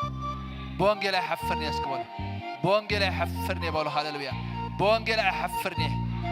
ክነግሮ እየ ብህይወተይ ክእውጀ እየ እንተድልዩኻ ቃላት ወሲኻ ክነግሮ እየ ኢየሱስ ጌታ እዩ ክብል እየ ክእውጀ ሃሌሉያ ክብርና ኣምላኽ ይኹን ኢየሱስ ክርስቶስ ወዲ ህያው ኣምላኽ የስ Thank you, Lord. أبا نبارك كالونا أبا نعبيه كالونا منفس كات دهسس أملاخ بقال كات الزارب أملاخ بقال كات التزارب كنا تمسكن أبتنا وش سمنا بحيل منفس كاخن برتع سلز قبر كنا تمسكن قويت هاي مالشنا خن تشكن كان حرن سلز قبر كنا نمسكن كلنا كم تحالق زي باولوس نمتبع دك أمزامر تستهنددو نمدحان كن هندد سلت درخنا تمسكن منفس كاس درخنا نمسكن كلنا منفس كاس لزلا علنا نمسكن كلنا منفس كاس لزعتقنا نمسكن كلنا زعتق منفس كاس لزلا حكا تمسكن قالكا تلخ صحف قالكا لزلا حكا تمسكن እግዚአብሔር ቃለው ይህብታል صحيف ለሞ ቃልካ ስለዝሃብካና ነመስግነ ከለና በክርስቶስ ኢየሱስ ስም ስለቶም ካብ ንጅምር ክሳብ ዛስ ያዘገልግልና ቅዱሳንካ ደቅኻ ናትካ እግዚአብሔር አቦ ነመስግነ ከለና ኃይሎም ይወስኽ ጽንዓቶም ይወስኽ ኢየሱስ ክርስቶስ መባረሆም ብሩህ ይኾነ حققهم عتق يخونه بكريستوس ኢየሱስ ስም ይኺዱሞ አይድከሙ ይደይብሞ አይተሐለሉ ከም ንስሪ በኽናፍ ይውፁ በክርስቶስ ኢየሱስ ስም ከቤት ካንባረኸም አለና ብሩኻትዮም ባረኽናዮም ሰናዮም ንደል ያለና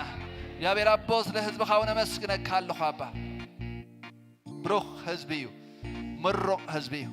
እግዚአብሔር ዝመረቆ ሕዝቢ ማንም አይጽየፎን እግዚአብሔር ዝባረኮ ሕዝቢ ማንም መጽሐፍ ቅዱስ ክዛረብ ከለሲ ከልብ ከማን መልሐሱ አያዋሳወሰሎም አሜን يس هاليلويا ኢየሱስ ጌታ አሜን ክቡር ሕዝቢ ብፁዕ ሕዝቢ ስም እግዚአብሔር ጸረ ሕዝቢ ሕዝብ አምላኽ ብሩኽ ይባረክዎ